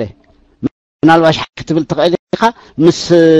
ንሱ ንበይኑ ወላ ሓንቲ ክገብር ኣይክእልን እዩ ከምኡ ዝኣመሰሉ ናቱ ተለኣኽትን ክስታይን ኣለዎ ምስኡ ኮይኑ ነዛ ዓዲ ይመርሕ ኣሎ ስለዚ ህግደፍ እዚኣ ህግደፍ ማለት እዚኣ ስለዚ ህግደፋውያን እንተ ደኣልዮም ኮይኖም እንታይም ክገብሩ ዘለዎም ሕጂ ታርኦም ምሳና ይኾኑን ክከራኸሩ ዘለዎም ነታ ተኣኪቦም ዘጽደቁዋ ቻርተር ጠጠው ክብሉላ ኣይከኣሉን ነታ ዘጽደቁዋ ቻርተር ጠጠው ክብሉላ ኣይከኣሉን ስለዚ ሎሚ ሰብ እንተ ደኣ ኮይኖም ነታ ቻርተሮም ይዘትዩላ ጉባኤ ድሕሪ 4 ዓመት ክግበር ተባሂሉ ጉባኤ ኣይትገብሩን ኢኹም ኢሉ ከልኪልዎም ጽቡቕ ኣለኻ ዝብሉ እኮ እዮም ሕጂ እዚኦም እዮም ህግደፍ ስለዚ ብዛዕባ ለውጢ ምሳና ክሓስቡ ይትረፍ እሞ ነቶም ተኣኪቦም ነዛ ቻርተር እዚኣ ትጸብቕ ትሕመቕ ነዛ ቻርተር እዚኣ ዘጽደቁ ስለምንታይ ዘይኮነት ኢሎም ክማጎቱ ኣይክእሉን እዮም ግን ሓንቲ ነገር ኣላ ስለምንታይ ክማጎቱ ኣይከኣሉን ንትብል እቲ መንግስቲ እንታይ ይዝብሎም ጸገም ኣለና እቲ ጸገምና ከዓ ቀንዲ ገዳማዊ እዩ ውሽጣዊ ዘቤታዊ ይኾነን ጸገምና ርኢኻ እቶም ህግደፋውያን ኣብ ስልጣን ዘለዉ ንሶም እንዲኦም ነዛ ቻርተር እዚኣ ከተግብሩ ዘይደልዩ ፈቃደኛታት ዘይኮኑ ምክንያቱ መልእኽቲ ኮይኖም ገበርትን ሓደግትን ክኾኑ ንብረትን ህዝብን ናይ ንብረትን ገንዘብን ናይ ህዝቢ ራስዮም ንግሎም ክጥቀሙሉ ይደልዩ እንዲኦም ዘለዉ ነቶም ደገፍቶም ኢና ዝብልዎም ግን እንታይ ብልዎም ነቶም ደገፍቶም ኢና ዝብልዎም እንታይም ዝብልዎም ተጻብኦታት ኣለና ካብ ደገ በቃ ሓንቲ መዝሙር እያ ተጻብኦታት ኣለና ካብ ደገ ጽቡቕ እዞም ህግደፋውያን እንታይ ንምከሮም ኣብዚ ብዙሕ ግዜ እንዲኦም ዝኣቱ እንታይ መመኸርክዎም ተጻብኦታት ኣሎ ትብሉ ኣለኹም ወይ እስከ ተኣኪብኩም ጉባኤ እሞ ግበሩ ናይ ብሓቂ ተጻብኦሉ የለን ገምግምዎ ኣበይ ተኣኪብኩም ኢኹም ተጻብኦሉ ኢልኩም ትግምግሙ ዘለኹም مش كل جزء تأكيبكم لهم نزع شارتر زي أبائكم عزيكم هو إسكت تأكيبكم لهم خاني ناي قدام تسأبوا لنا زبل مدمدم تابصحوا إيش أيكم مني يفلت إيو إن حرت تأكيبهم كم زت فوق سلاز فلت تلاأختنا تو جيرو ترح تانسو زدرفا موسيقى كم زدرفو جيرو ترحيو سلاز نعوم كلهم بتغمي بقالة يحزم توديع أخيلوا سلذي نزيهم كترد بزح جزينا خنطف إبلنا نتا بعلاتهم زامنوا لا نتا هاجراو شارترنا يزولوا خمان كما قتلا زي كورو فترة يوم يخبل دلي سلذي كاب تاريخ أي تماهرون إذا خير قاتم زنبرنا يندي كله تاريخنا يو إلنا يندينا يحمق يتسبق ነቶም ህግደፋውያን ጥራሕ ንጎጥፎ ይኮነን ይሕመቕ ይጸብቕ ብዛዕባኦም ናይ ህግደፍ ንግምግም ስለ ዘለና ህግደፋውያን ዝብል ዘለኹ እምበር ናይ ህዝቢ ኤርትራ ታሪኽ እዩ ስለዚ ንሕና ህዝቢ ኤርትራ እውን ጠጠው ኣይበልናን እንታይ ክንገብር ነይሩና እቶም ህግደፋውያን ይኹኑ ህዝቢ ኤርትራ እዚኣ ተኣዊጃ ምስ ወፀት ክትእወጅ ክደለኸላ እንታይ ክንገብር ነይሩና ሸዓኣ ካብ 1994 ጀሚሩ እንታይ ምበልኩ ኣነ ጠንቂ ናይቲ ዝሓለፈ ኣብ ታሪኽ ናይ ገድሊ ጸገማት ነይሮም እዮም እቲ በደላት ተፈጺሞም እዮም ኣብ ልዕሊ ንጹሓት ሰባት ኣብ ልዕሊ ንጹሓት ገባር ኣብ ልዕሊ ንጹሓት ተጋደልቲ ነቲ ውድብ ኣይደገፍኩምን ነቲ ውድብ ተቃዊምኩም እንዳተባህሉ ዝጠብኡኹም ዘለው ኣጸቢቕና ጭብጥታት ዘለዎ ምርትዖታት ዘለዎ ነገር ዋላ ንሎሚ እንተዘይረኸብና ዳርጋ ኩልና ኣሚንናሉ ኢና ኣሎ ነይሩ ኢልና መጠኑ ክፈላለይ ይኽእል ኸውን እንሱ ንግደፎ ሕጂ ጠንቂ እንታይ ነይሩ ከምኡ ዓይነት ጸገም ነይሩ ኢልና ክንሰምዕ ክንደሊ ከለና ሰባት ይሞቱ ነይሮም እወ ሳዕቤን እዩ ዝኮ ሳዕቤን እዩ እቲ ጠንቂ እንታይ እዩ እንተዳ ኢልና ኣብቲ ውድብ ሚዛኑ ዝሓለወ ምምቃል ስልጣን ኣይነበረን ሚዛኑ ዝሓለወ ምምቃል ስልጣን ኣይነበረን ብፍላይ ካብ 1987 ጀሚሩ ኩሉ ስልጣን ንኢሳያስ ተዋሂቡ ስለዚ ከምኡ ዓይነት ምሕደራ ሒዞም መጽኦም ኣብ 1991 ወይ ኣብ 1994 እዛ ቻርተር እዚኣ ክገብሩዋ ክደሊ ከለው ገምጊሞም ነይሮም እንተዝኾኑ ነፍሶም መሐለውታ ሚዛኑ ዝሓለወ ምክፍፋል ስልጣን ኣብቲ መንግስቲ ኢሎም ነይሮም እንተዝኾኑ ኣነ እዚ ሎሚ ተጠሊምናዮ ንብሎ ዘለና እዚ ሎሚ ንሪኦ ዘለና ሕማቕ ታሪኽ ኣይምተደግመን ነይሩ እየ ዝብል ምክንያቱ ሓጋጋ ኣካል ፈጻሚ ኣካል ፈራዳ ኣካል ነንበይኖም ኮይኖም ስልጣኖም ተሓልዮም ሕድሕድ ምቁፅጻር ዝገብሩሉ ስርዓት ክህሉ ኣለዎ ኢልና ኣብዛ ሃገራዊ ቻርተር እዚኣ የእቲና ወይ ጸቕጢ ፈጢርና ነርና እንትንኸውን ንበይኖም እዞም ተስፋ ህዝቢ ዝመፀዩ ስሱዓት ገበነኛታት ነቲ ዓዲ ከም ድላዮም ክጻወቱላ ኣይምኽኣሉ ነይሮም ኣብ መወዳእታ ግን ናይቲ ፈጻሚ ኣካል ኣቦ መንበር ኢሳያስ ናይቲ ፈራዳ ኣካል ኣብ ትሕቲ ኢሳያስ እቲ ሓጋጋ ኣካል ኣብ ትሕቲ ኢሳያስ ስለዚ ምንም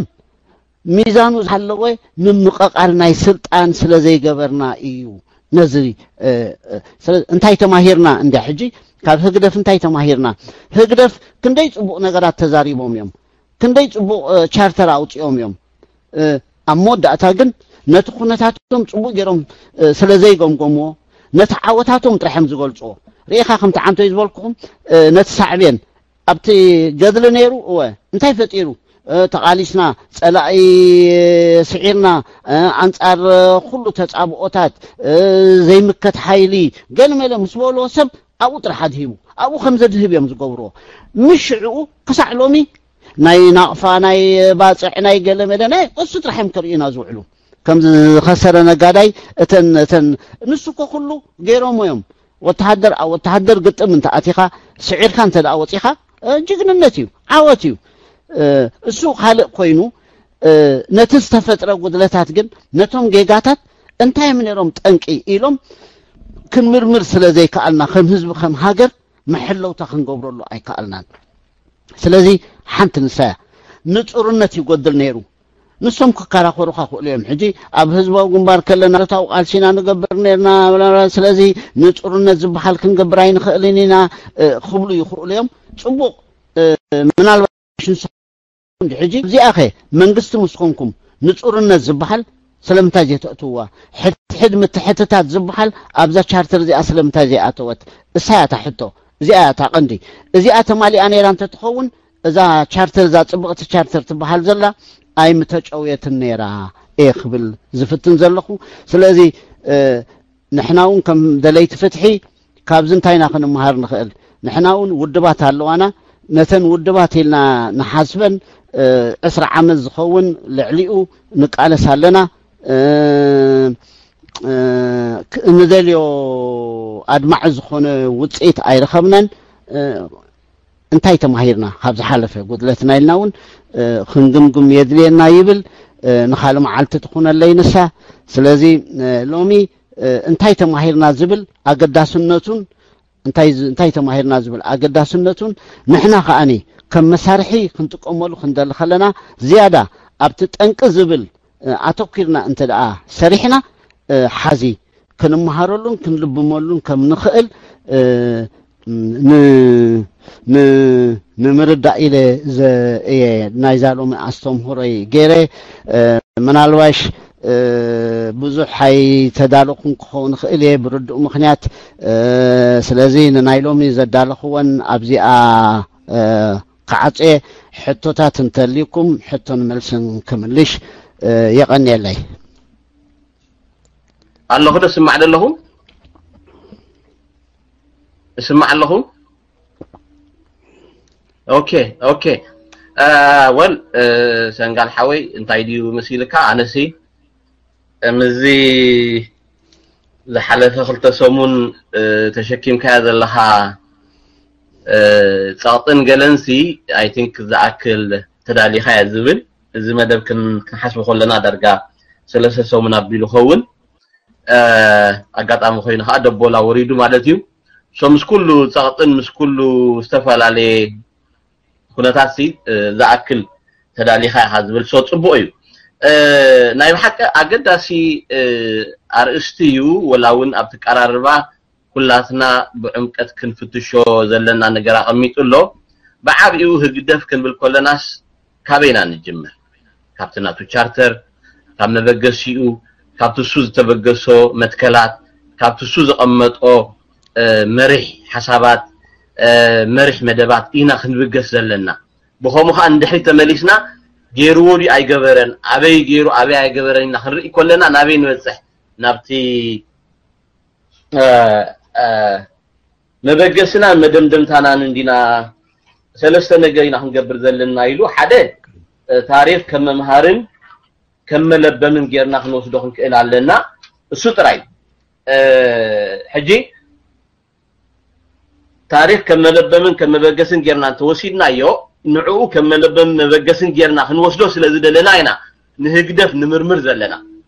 كنمهارلون كنلبملون يلنا سلنا حسب زلنا اينا ارست غيرو حاونا سنغال الوزر سو اتنا يهقدف تاريخ كنجمر كلنا اتيسعنا 4 ينا نجمر ابت غباء زغبرونا يشد شمعلتي اوينا نجمر كاو جميرنا اينا نهقدف كنجمجمو نخيل كاب هقدف كاخن مهار نخيل كاب تاريخنا هقدف مالتي كاو خلبم نخيل لمنتاي نخلبم مخنياتو صباح نغونا كالوت ودبات كا هقدف كوينن كيمصانا مالتي سو ثلاث نقطات يقميطو نحنا كنت قامت دنبه كل الشعب كنذكرن زلنا حدا تاريخ كم ممهارن ملبمن غيرنا خنوسدو كاون العلي كنريون تفتينا نحاططينا زلنا مالتيو كالاي كان نبغسينان معلبينان كنفلط كنقل علينا نبغسينان معلبينان سالساي اب نغورو السول الشع هاجراو عرقن سنيتن كم دلينا اب قمت اتينا كنكيد علينا يزبل زلو سو انا من البات بزح نغير ازهاخيرني ابزناي مጨረሻ ዝبሎ ነيرو انا كبابي قيح اب باصع مساتو حزباو ግንባር እንታዮም ዝገብሩ ነيرهم እስከ حج አይሰማعኩን አለው ምክንያቱ ባጽዕ 4 ሰዓት ካብስ መራያ ቀሪብና አይና ሶ ጉዳይ ሃገር ምምሕዳር ሃገር ኣብ ልዕሌና ይዘሎ ሶ እንታይና ክንገብር ዘለና ኢሎም ዝገበርዎ አሎዶ ኢለስ ኩሉ ሻዕ ነፍሰ ይዝሓትት ምክንያቱ እቲ ህዝባዊ ግንባር ወታደራዊ ቃልሲ ዘካይድ ነይሩ ናይ ሓርነት ቃልሲ ዘካይድ ነይሩ ስለዚ እቲ ሕቶ ዲሞክራሲ ሕቶ ፍትሒ ካልኣዊዩ ዝብል ስነመጎት ቀጻል ኣሎ እንዲዩ ጸላኣኸ ኣውሽጥና ኣቱ ስለዚ ኽእል ንኹሉ ዓይነት ዲሞክራሲያዊ ሕቶታት ጸቂጥና ሒዝና ነርና ብርድኡ ምኽንያታት ኢሎም ስነመጎት መጽ እዚ ስነመጎት ኣቦቱ ኢኮለን ኣይኮንኩን ዝብል ዘሎ ኸኣን ኣቦቱ እውን ክኸውን ይኽእል እዩ ግን እንታይ ስጋ ሕጂ ንዓይ ዘይነፀረለይ ዘሎ ድሕሪ ናይ ባጽዕ ሓርነት ናይ ኤርትራ دارجا ጭቡጥ ይነሩ ተተባለ ምግናን አይኮነን ካው ጀሚሩ ህዝባው ግንባር እንታይ ክገብር ፈቲኑ ኢሳያስ ካልኦት መራሕቲ ከንታ ክገብሩ ፈቲኖም ኣብዝብል ኩሉ ሻዕዓን ነፍሰይ ዝሓትት ሕጂ ከም ዝሓውና ሰንጋል ዝበሎ ብዙሕ ነገር ኣብ ኤርትራ አጋጢም እዩ ኣነ በቀዳማይ ይዛረብ ነይረ ኣብ ኤርትራ ኣብ ውሽጢ 2 ሰዓት ናይ ሰዳድን ናይ ምስዳድን ናይ ምእታውን ትካል ትገብረሉ ግዜ ነይሩ ኤርትራውያን ካብ ወፃኢ ኣትዮም ትካላት ኣነ ዝከረኒ ኣብ ከባቢ ኤክስፖ ሓደ ዓቢ ትካል ናይ እምኒ ናይ ዝተፋላለየ ናይ ህንጻ ስራሓት ተባሂሉ ካብ ኖርዌይ ዝመጸ ኤርትራዊ ምስ ኖርዌይ ሽርክና ገይሩ ዝገበረ ነይሩ ይዝከረኒ ኣብ ኤርትራ ንጎን ምሸትን ማስተር ፕላን ናይ ዝዓዲ ማስተር ፕላን ናይ ዛቆሸት ናይ ማስተር ፕላን ናይ ዛን ኢሽተይ ከተማ ማስተር ፕላን ናይ ዛ ከተማ እንዳተባሃለ ይወጽ ነይሩ ኣብ ኤርትራ ቅዋም ተገይሩ ኣብ ኤርትራ መጽሓፍ ናይ استفالالي ودبات مالت ودبات بخمي فريم خنا بخمي فورم خنا زبل ناي ودبات زحقق محمد شريف وزمرحو حقي تنديفو نيري بزح نجر كنذكر نخيلنا قد متوقع زنبره سو تا حدا اقداسي نجر زقمطو حاونا سنغال نتايو كنجمجم كلناش نجزي تايم لاينون كرئي علينا تايم لاين فريم لايت تايم كان أمطهم كلا علينا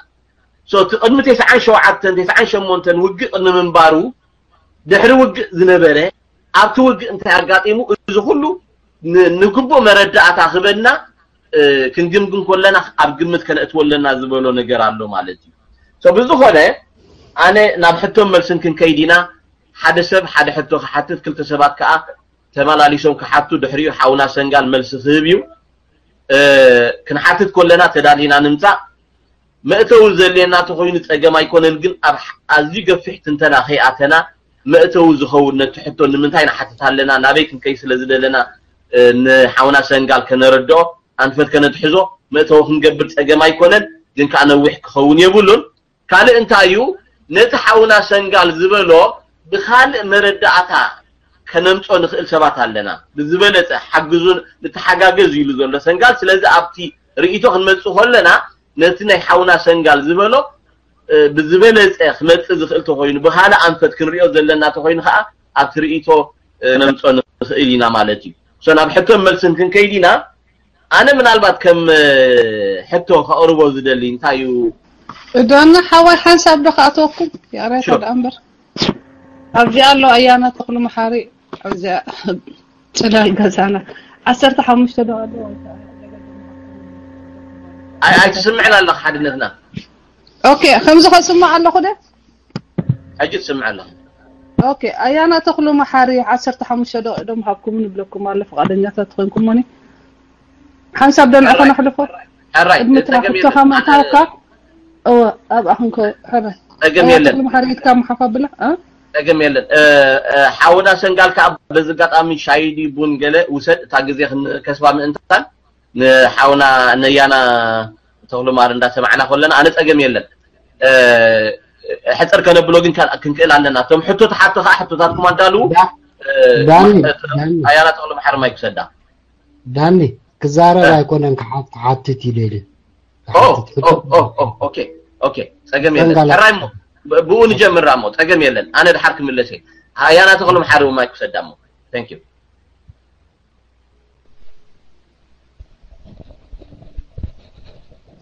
أنا في مرد سينا يسمع دله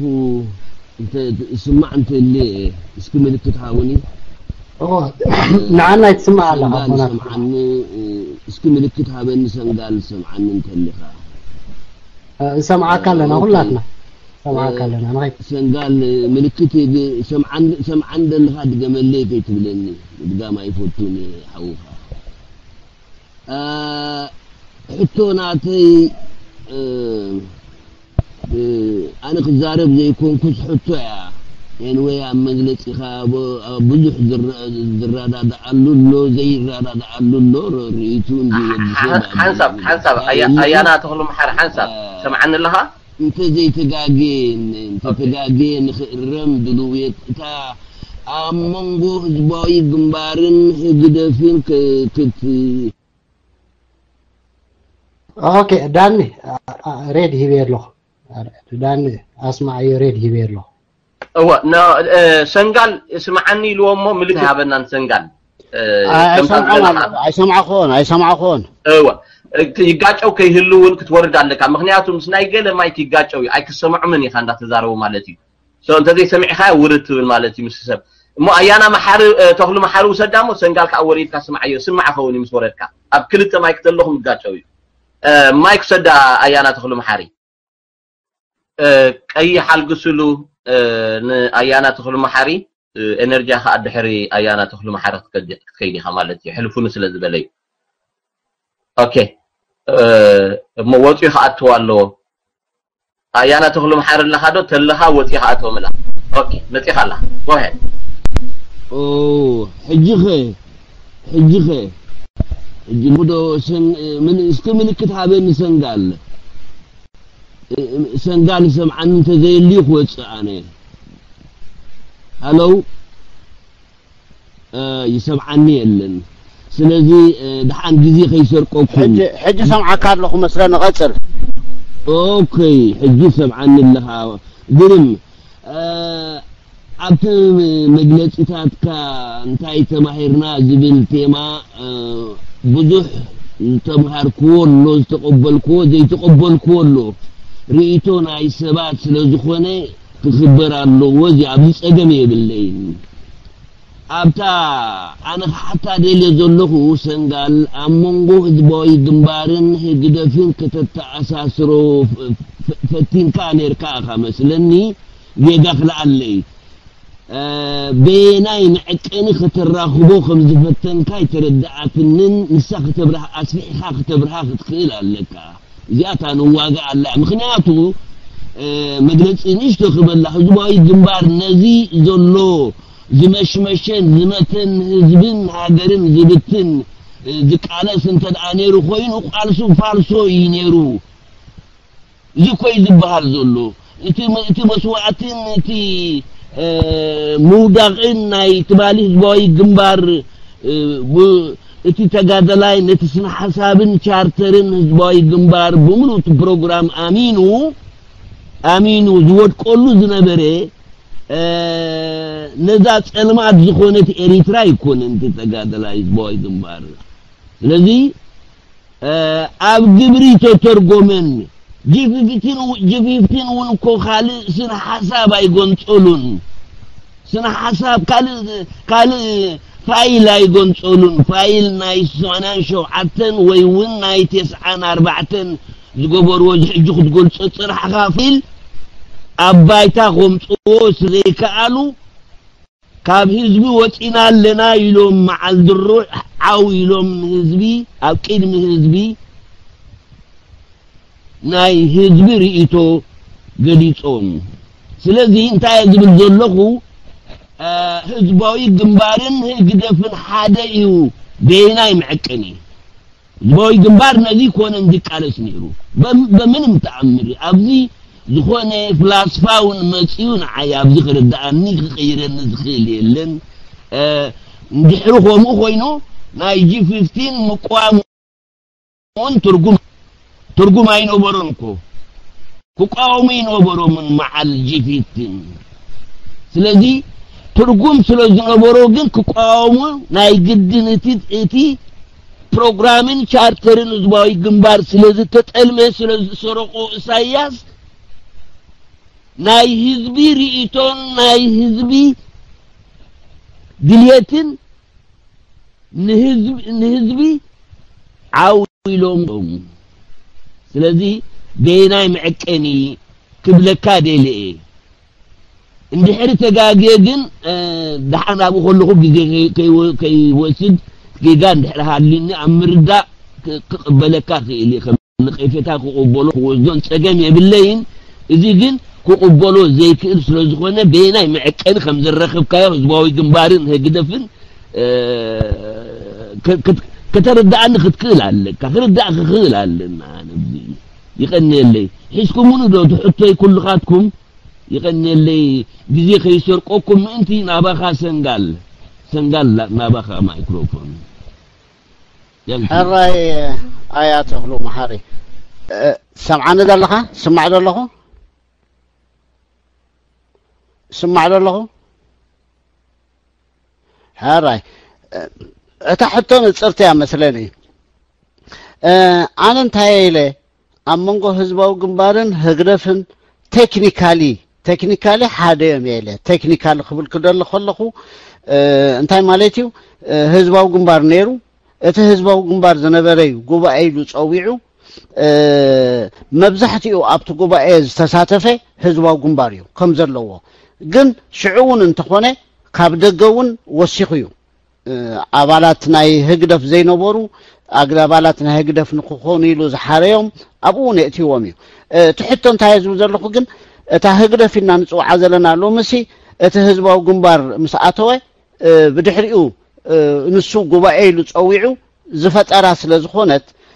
መቀጸልታ ናቱያ ኢልካ ንኽትርዳኣ ቴክኒካሊ ብዓይነ ቴክኒክሲ ይከኣል እየ ዝብል ዘለኹ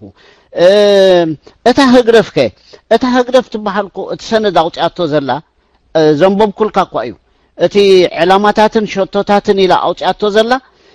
እቲ ዓንቶይ ዝበልካ እዩ ህዝባዊ ግንባር እንተደኣ እዚ ዕላማን ሸቶን ነይርዋ ኮይኑ መብዛሕትኡ ተደፊኡ መጽይኮ ህግደፍ ምስተመስረተት ኣብ 94 ወጪ ዘሎ ሃገራዊ ፕሮግራም ንዑ ይዘንጸባርቕ እዚ ሃገራዊ ፕሮግራም እዚ ናይ ህዝቢ ድሌትን ሓረርታን ዘንጸባርቕ እዩ ኢለ እኳ ደምዲመያ ዘለኹ ከም ሰነድ ከም ፕሮግራም እዚ ሰነድ እዚ ንናይ ህዝቢ ሓረርታን ድሌትን ዘንጸባርቕ እዩ ኣብ መወዳእታ ኣባይታውን ክትግበር ኮ ጀሚሩ ነይሩ እየ ዝብል ዘለኹ ኣባይታ ማክሮፖሊስ ወፂኡ قوام كوميشن تغيرا قوام تصديقو نصا برس تغيرو اتي بايتو ولات ماخلاي شماغله باجت كله ونالو ويلو باجت كله خمزلو حقيقو وصيو زتو قبره يتساينو ناي متغبر عقم خا ناي متغبر حرفنت خمت عنتو يزبلا زنوركو اتسلطان نحد اكل هيبو مصنيهم ስለዚህ ኩሉቲ ንህዝቢ አገዳሲ ዝባሃል ነገራት ኩሉ ተጻሒፉን ተገሊጹን ጥራሕ ዘይኮነ ንተግባሩን ተሰሪሕሉ የዝብል ዘለኹ ኣነ ተሰሪሕሉ ኣብ መወዳእታ ግን ኩናት ኢሎም ኣሳቢቦም እቶም ተስፋ ህዝቢ ክመጽኡ ዝደልዩ ናብ ኩናት የእትዮም ነዚ ዓነውኖ ኣቢሎም የዝብል ዘለኹ ስለዚህ ብናተይ መረዳእታ ዋላ ታህግደፍ ትበሃል ክሳዕ 98 ሲ በአታ ክገልጸላ ዝኽእል ሕማቅ ነገር ነይሩ ዶ ኣይነበረን ንዝብል እንዲው ዝበዝሐ ክፋሉ ንናይ ህዝቢ ድሌትን ሓረርታን ብዘማልእ መልኩዕያ ትኸይድ ነይራ ከምቲ ኣብ ግዜ ብረታዊ ቃልሲ ሓሊፉ ዝረአ ዝነበረ ገበናትከ ካብ 91 ክሳዕ 98 ተፈጺሙ ዲ እንተዳልካን እወ ተፈጺሙ እዚኦም ግን ገዛእ ነበሩን عبيت رقحيتات كوينم نتهجرف يزبحل ملو بملو زغلصو ግን ነይሮም ኢለን ከአምን የጸግመኒ ምክንያቱ ነና ህዝብ ዘማል ኩነታት ግን ዝበዝሐ ይሰርሕ ነይሩ ዝበዝሐ ክፋሉ ነና ህዝቢ ዘማል ነገራት ከም ሰርሕ ግን ኩሉ ጭምጥታት አሎ ስለዚህ እንታይ ዝብል ዘለኹ እቲ ዝቃለት ጸንሐ እቲ ህግደፍ ኢሉ ክሳዕ 98 ዝተቃለሰ ነዛ ዕላማ እዚኣ ነዛ ቻርተር እዚኣ ኢሉ ዝቃለት ዝነበረ ንዑ የዛረብ ዘለኹ እወ ቁኑዕ ነይሩ ንናይ ህዝቢ ድሌትን ሓረርታን ይፍጽም ነይሩ ጉድለታትን ጸገማትን ከአሞንጎ ይረአዩ ዶ ነይሮም ገሊጸ እወ ስለዚህ እታ ህግረፍ ትበሃል ግን ቴክኒካሊ ካብታ ህዝባዊ ግንባር በዛ ፕሮግራም እዚኣ ተፈልያ ቴክኒካሊ ምክንያቱ ሓደ ፕሮግራም አውጪኻ ሽምና ካብ ህዝባዊ ግንባር ናብ ህግረፍ ተለዊጡ እዩ እንተዳይልካ ነታ ህግረፍ ህዝባዊ ግንባር ያ ክትብላ ኣይትኽእልን ኢኻ በበይነን እቲ ቴክኒካሊ ግን መቀጸልታ ናቱ ስለዝኾነ ጥራሕኻ ከተተኣሳስራ ትኽእል የዝብል ዘለኹ ስለዚህ ሆፕፉሊ ተረዲእኻ ንትኸውን እቲ መረዳእታኻ ግን ምሳኻ ዘለኹ ኣይተፈላለናን ናይ ቴክኒካሊ ክትንትን ክደሊ ከለኻ ግዜ ሰዓትን ኣብ ግምት እቲኻ ክትረብ ክደሊ ከለኻ ግን ከምኡ ዝበሃል ኮይኑ ስለተሰማዓነ ጥራሕ ተስፋ ገብር መልሸልካ ክኾን اوكي مليس كان لها حنت نيشتي كوسخلو سلازي اتوم ازي تشارتر زي مسرته زي تشارتر زي ززقو سبات ابايتا تግባረናቱ ፈጽሙ ይዕንቀፋሎ እቲ ዝሓንጸጽናዮ በሓባር ኮይና خنتግብሮ እንተደለና ንዕንቀፍ ኣለና ክብሉ ምጀመሩ አብየት እንተዳይሎም ልክዓለው ይብል ምክንያቱ ነቲ ኩሎም ተሰማምዕሉ እሞ ነቲ ቻርተር ጥራሕ ዘይኮነ ነትግባሩ ሓቢሮም ክሰርሑ ጸኒሖም ብዙሕ ተጓዒዞም ኣሞዳታ ግን ፈጽሙ ናብ ፍሽለት ገጹ ይኸይድ ምስራአዩ ግን አብየት ኢሎም ስለዚ ኣነ ቁኑዕ ኮይኑ ስማዓኒ ጥራሕ አንቶ ይሓቲት ካን ስለዝነበርካ ብዛዕባታ G15 ሲ ንዓ ኣተሓሒዘ ዝገልጽለኹ ثانك يو سنغال كبرحاو مو دحن انا ولابتي كالي غزي خمس يحجن اب تريغا خمس اندينا توم ادمنات بليز تحغاغزو نتوم ابريغا زلهم نتوم كلته وي 4 سبات قيح እንዳልገስኩ ተገዝም እንታን ኦኬ እና አብሪጋ خمسينا አለሁ ዶ ኦኬ አብሪጋ ዘለሁም ምንም ዘለው ወላ አብሪጋ ዘለውን ክጽሕፎም እንዴ ኢናፍ ኢዝ ኢናፍ አለው መስለኒ Denden and enough is enough. Mabaha no menshumullo energy allo مثلني energy أنا يرى قدام نتيل energy okay ما يكسر ده energy دحري enough is enough كيدي حمالتي من البعض توسعناكم أمريكا تعجزناهم بزح سبيلا كنركب لينا. No أنا عم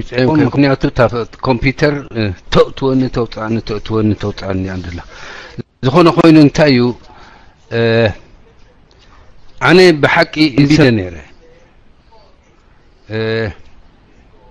دحرقنا بتيت قسل كان دحدا سمع كل تمدرخات ماتيو عم ترشا جاندا هقدفكم زخونه هقدفكم زي لا مسقلته كستنفس جميرة مالتي انت كم كستاي كوينو هذا وان تسفاي قبر سنغال ديبيت كنقبر تنتان واحد يكونن زبلو علن مالتي كوينو جنا بتمرتنا أتو أنا حنتي كابت مجمر خد قلت إن كلها نحنا سي كابت مجمر ناس درنا تقبلنا يو بحقتات نخيز نبرنا ناي حق سبينا مثل سبن حلود نبرناينا قن اتحقتات زتفل عليه حقتات نيرو أبهاجرنا نن بينو حقتاتي هالون برت حدا بعل حقي مستخال بعل حقي اي قاطون ينهرو ازي صبق خون كله جن ازي حقتات ازي يفلالي يراحح نيرو حدا تمر زخونه حق خقبر زي مخالو اب تورارسي اب زنو اوان كاب طقمو قدعتو زبلكا خوينو تسمعني ابت اوانتي أمور زخونة هاجر كجبر ده يكان نيريو إذا بالحطة من لسالو مس مدروخو يزخيد كذا نجار سلازي عبديا أنت مليت كا قند حرام معلتات بينا خنك تعلب زون قال أي تحطه أنت يا أبتي جم أي جبرن هزوا وجنبار ناب هقدف كخيدن كله أبتوش تزنبره تمات جم أي جبرن اتحطو يتلع لن مالت كاديوس ويمكا ابتقوانتي اتزنبري قروقوس ناي بوليتيكا تحدثو خقبر اللو بمبال شعو كاب هقدف نمسققار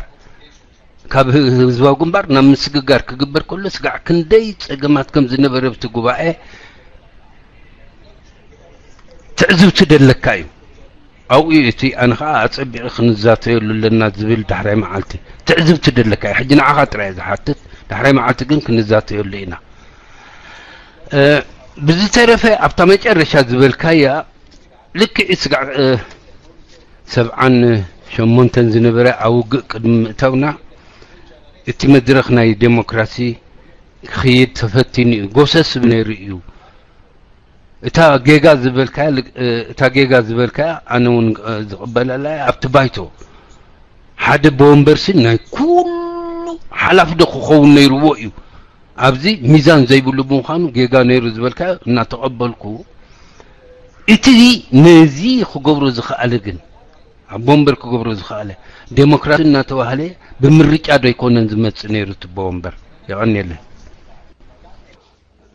كلتا دو نقبرن ولا حرايد حنزي أمكم ملشا بدحر حجيجن كلتا تنقبر نابتا ديبيت قبر زبالكاني فقادنياي اتعرس تطرح نقرني تدالي خمت مثلا من الباشون زدليوني دوكومنت تاعت حيزة خمت امو مثلا تي ديبيتنا ترقم كله حتى كايدلي خالقن ديبيت صبو يو يا كنمهارنا حدنا حجزنا سلازخل صبو كوينو سمعني نابتا خلعيتي خستايكا ات بوليتيكا ورقوس زنبري بفلاي كاني اذا تشارتر دي ابت مسرتلو زنبره سي ابت غباء زنبره قرقوسي تعذيب كايديخا زبلكاني انا ابت غباء اينبركون ምናልባሽ ንስኻ ዝነበርካ ስለትመስል ንስኻ ዝያዳ ከተብርሃልና ክመሃር ደስ ይብለኒ ካብቲ ጉባኤ ዝነበሩ ሰባት ዝተምሃርኩን ዝፈለጥኩን ግን ብዙሕ ነገር ኣሎ ሕጂ ኣብዚ ሓዋዊሰ ከቅርቦ ስለዘይደለኹ ጥራሕ እንታይ ክገብር ደለ ነቲ ውፅኢት ጥራሕ ክግም ደለ ከም ሓደ ኒውትራል ሰብ ነቲ ውፅኢት ጥራሕ እቲ ውፅኢት እዛ ሕጂ ዝረኣናያ እዛ ሰነድ እዚኣ ወፅያ ስለዚ ኣብዛ ሰነድ እዚኣ ክርክር ኣትዩ عنتو إليه خجمر كدر لخلقه ديمقراطية وحيلتات نيرم تطابعت حيلتات أب وشتي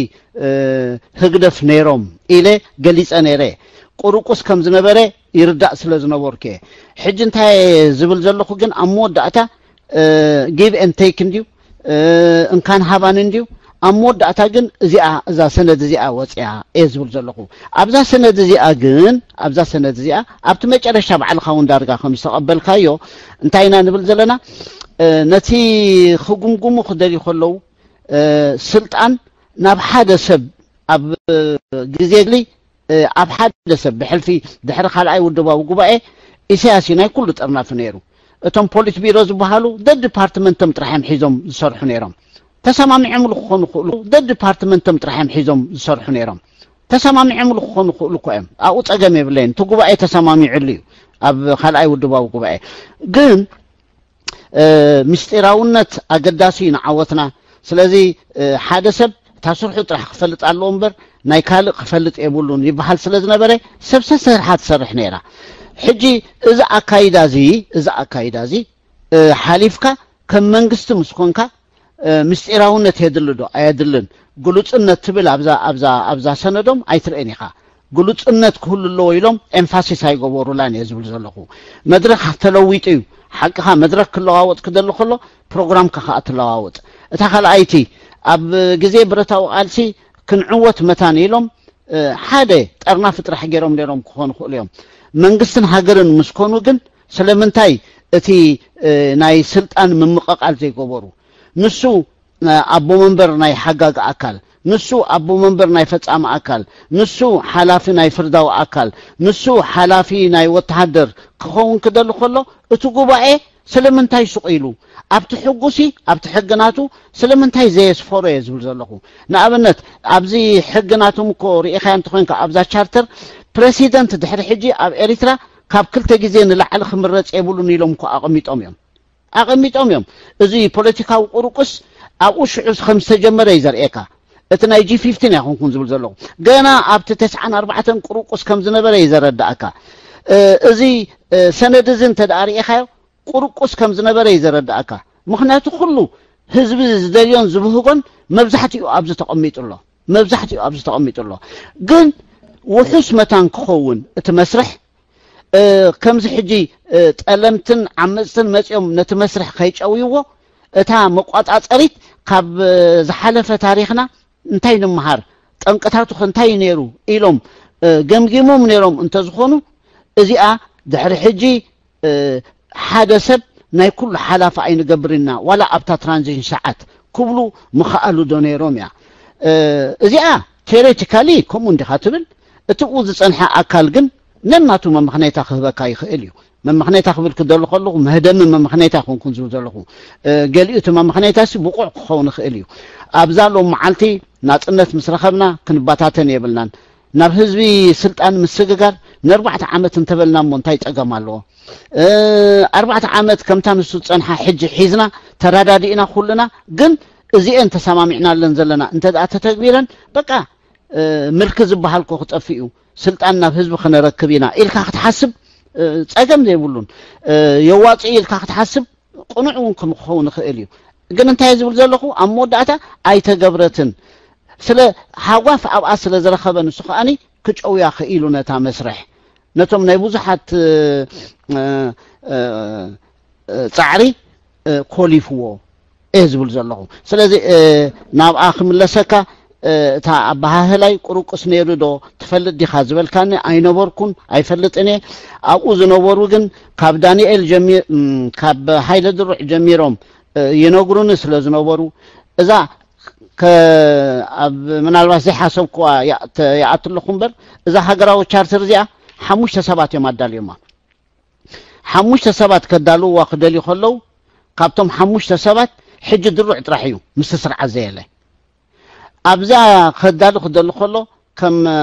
ምክትል ኣሰናዳእ ሽማግለ ስለ ዝነበረ ድሩዕ እንታይ ፀገም የጋጥሞ ነይሩ ነዚኣ ንክትፅሓፍ እንታይ ፃዕሪ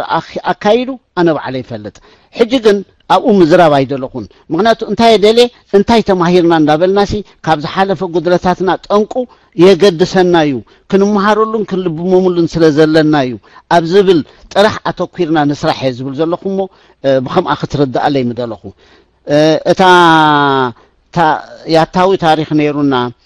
እቲ ያታዊ ታሪክ ከኣኒ ዝተበታተነ ስለ ዝነበረ ኣዳኺሙና ፀላእቲ ከዓ ከምልቦም ከጥቁዑና ዕድል ይረኽቡ ነይሮም ወእዚውን እኮ ተሓቂ ታሪክና እዩ ተሓቂ ታሪክና እዩ እንታይ ካ ትብለኒ ዘለኻ ኣብኡ ካብኡ ንላዕሊ ክሓስቡ ይኽእሉ ነይሮም ድዮም እንድያ ተሕቶኻ ኣይ ካልኦት ዘይሓሰብዎ እንድዮም ኣብኡ ሓሲቦም ሽዑኡ አንተ ይኮ ነጊረካየ እቲ ያታዊ ባህልታትና ባይቶ ዓዲ ብሕጊ ምኻድ ተፃዋዊርካ ምንባር ኤሮጳውያን ኣብቲ እዋንትኮ ነንሕዶም ዝዋድኡሉ ዝነበሩ ግዜ እዮም ኣቦታትና ከምኡ ገይሮም ስለዚ እቲኣ ከዓ መሊኦማ ነይሮም እንተዝኾኑ እቲኣውን መሊኦማ ነይሮም እንተዝኾኑ ዝበለፀ ነይሩ እቲኣ ስለ ዘይመልእዋ ግን ፀላእቲ ከጥቅዕዎም ዕድል ሂብዎም ኢልካ ሎሚ ክትግምግም ፅቡቕ እዩ ንዓኻ ይጠቕመካ ስለምንታይ ይጠቕመካ ሎሚ ከዓ ከይንባታተን እንተ ሰሚርና ጥራሒና ፀላኢና ከሸንፈና ዘይክእል ኢልካ ንክትመሃረሉ ከም ታሪክ ክትመሃረሉን ክትልብመሉን ግን የድልየካ ከምቲ ዝበልካዮ ግን ሽዑ መድረኽ እዩ ግዚኡ ከምኡ ስለምንታይ ዘይገበሩ ክብል ትኽእል ዲኻ ነትብለን ዘለኻ ኣነ ከምኡ ኢሎም ነይሮም እንተዝኾኑ ኣይምተዳኸሙን ስለዚ ካብኡ ንሕና ክንታይ ንምሃር ሎሚ ከዓ ከይንዳኸም ሃገራዊ ዕርቂ ሃገራዊ ናሽናል ሪኮንሲሌሽን የድልየና ሓይልና ጥራሒና ከኣኒ ክንዕወት ንኽእል ንዝብል መደምደምታ መታን ክህበና ኢለ ዘምፃኽዋ ኣብነት እያ ነይራ ብከምዚኣ ክትርዳእለይ ይፍትን እታ ናይ መወዳእታ ሕቶኻ ብምርጫ እንዲ ነይሩ ኢሳያስ ዝምረፅ ነይሩ እታ ሕቶ እቲ ምርጫ ነይርዎ ድዩ ሽጣራታት ናይ ፖለቲካዊ ስራሓት ነይርዎ ድዩ ኣብ ውሽጢ ኮይንካ ንኢሳያስ ምረፁ እንዳተባሃለ ጎስጓስ ይካየድ ነይሩ ድዩ ግን ደሓን ህዝቢ ብድሌቱ ከዓ መሪፅዎ ኣነ ብከምኡ እየ ዝርዳእ ከምዛ ስኻ ትርዳእ ዘለካ እየ ዝርዳእ ግን ስልጣኑ ገደብ ገይሮምሉ ነይሮም እንተዝኾኑ ውሕስነት ዶ መሃለዎ ነይሩ ሎሚ ኸ ኢለ ከም ታሪክ ክመሃረላ ይደሊ ስለምንታይ ፅባሕ ከዓ ጉዕዞ ከለና ካልኣይ ግዜ ከም ህዝቢ ካልኣይ ግዜ ሳልሳይ ግዜ ተጠሊምና መታን ከይንብል ካብኡ እንታይ ንምሃር ክንብል ክንደሊ ከለና ግን ተገድሰና ኮይኑ ስማዓኒ ስለምንታይ ከምኡ ሽዑ ኣይገበሩን ታሪክ ይተንትኖ ብዙሕ ምክንያታት ኣለዎ ንዓይ ዝርዳእን ምክንያታት ኣለዎ ግን ከም ድኻም ከም ጉድለት ጌርና ሞሎሚ ኣብ ታሪክ ንፀብፅባ ሽዑ መታን ክንመሃረላ ኣብ ጉዕዞና ከዓ ካልኣይ ግዜ ሳልሳይ ግዜ ተጋጊና ከምኡ ዓይነት መታን ከይንብል ኦኬ ቴንክ ዩ ክቡር ሓው ሰንጋል ተንሪጋ መጀመሪያ ኢናፍ ድሓር ደንደን ድሓር ኢንተርናሽናል ድሓር ማከበሊ ድሓር ገዳይ ድሓር ዘመን ድሓር ኖሃን ዲኹም ዘለኹም ዶክተር ዘመን ግን ተሃዊ ከለኹ ስለ ዝበለ ክሕልፉ ብዙሕ ሰብ ስለ ዘይብልና እውን كأخلنا يو ببزلنا عبتريجانا حس دكتور زمن كوش دايو دحر دحري خاء إناف زينا فالله هادو إناف زينا فتزيله دندن مالت تزيله دحري انترناشنال أوكي حراي بتزلوا ريجانا هم كين أبريجا زلهم وبخهم هم كينا لذو حسبات يكون زلهم محور أوكي إنا دكتور زمن مايك نباها دحريو إناف زينا تزي كوينو دندن